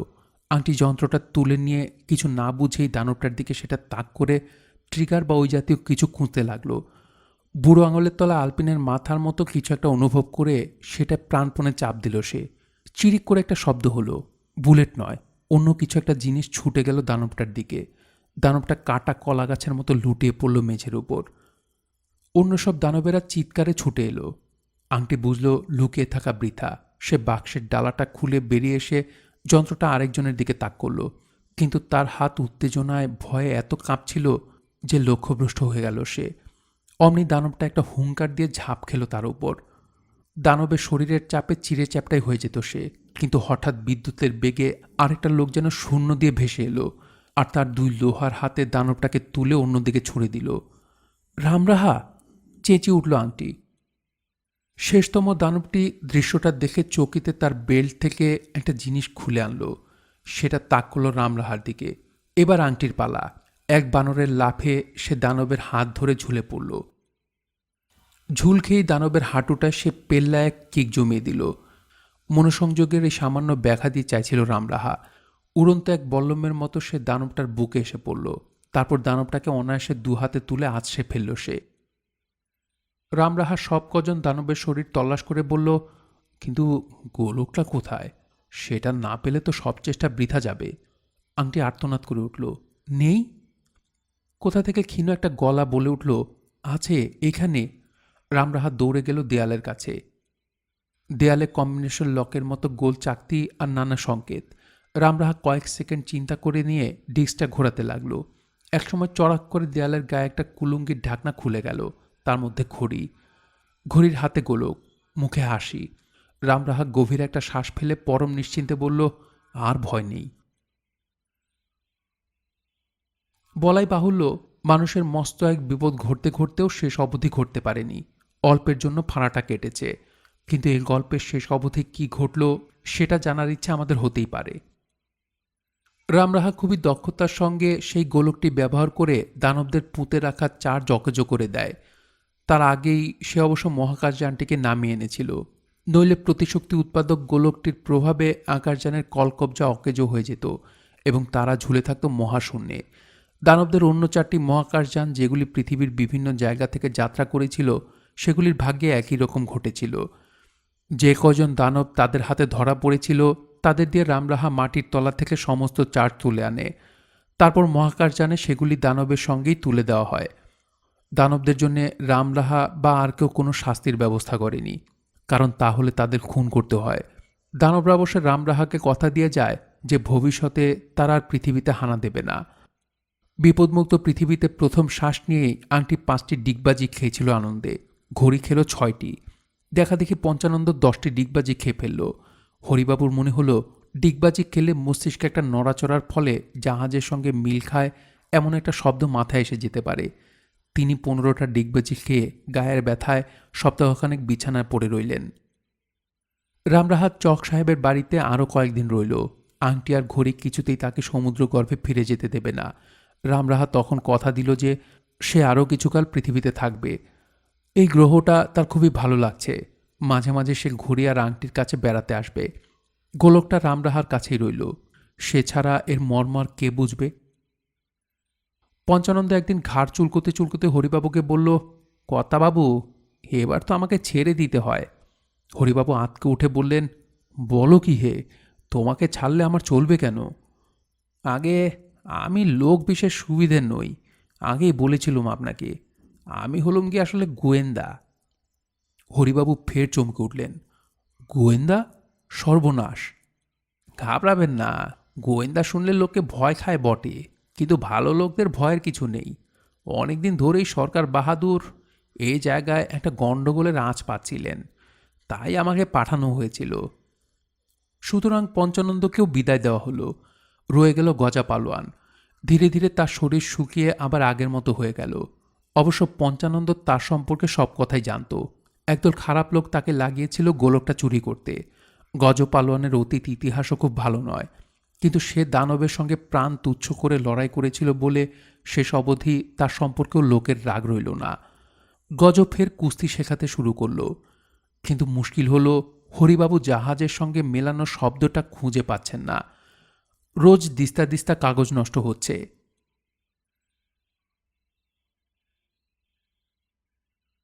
আপনারা এতক্ষণ শুনছিলেন শীর্ষেন্দু মুখোপাধ্যায়ের উপন্যাস গোলমাল এর পঞ্চম ও শেষ পর্ব।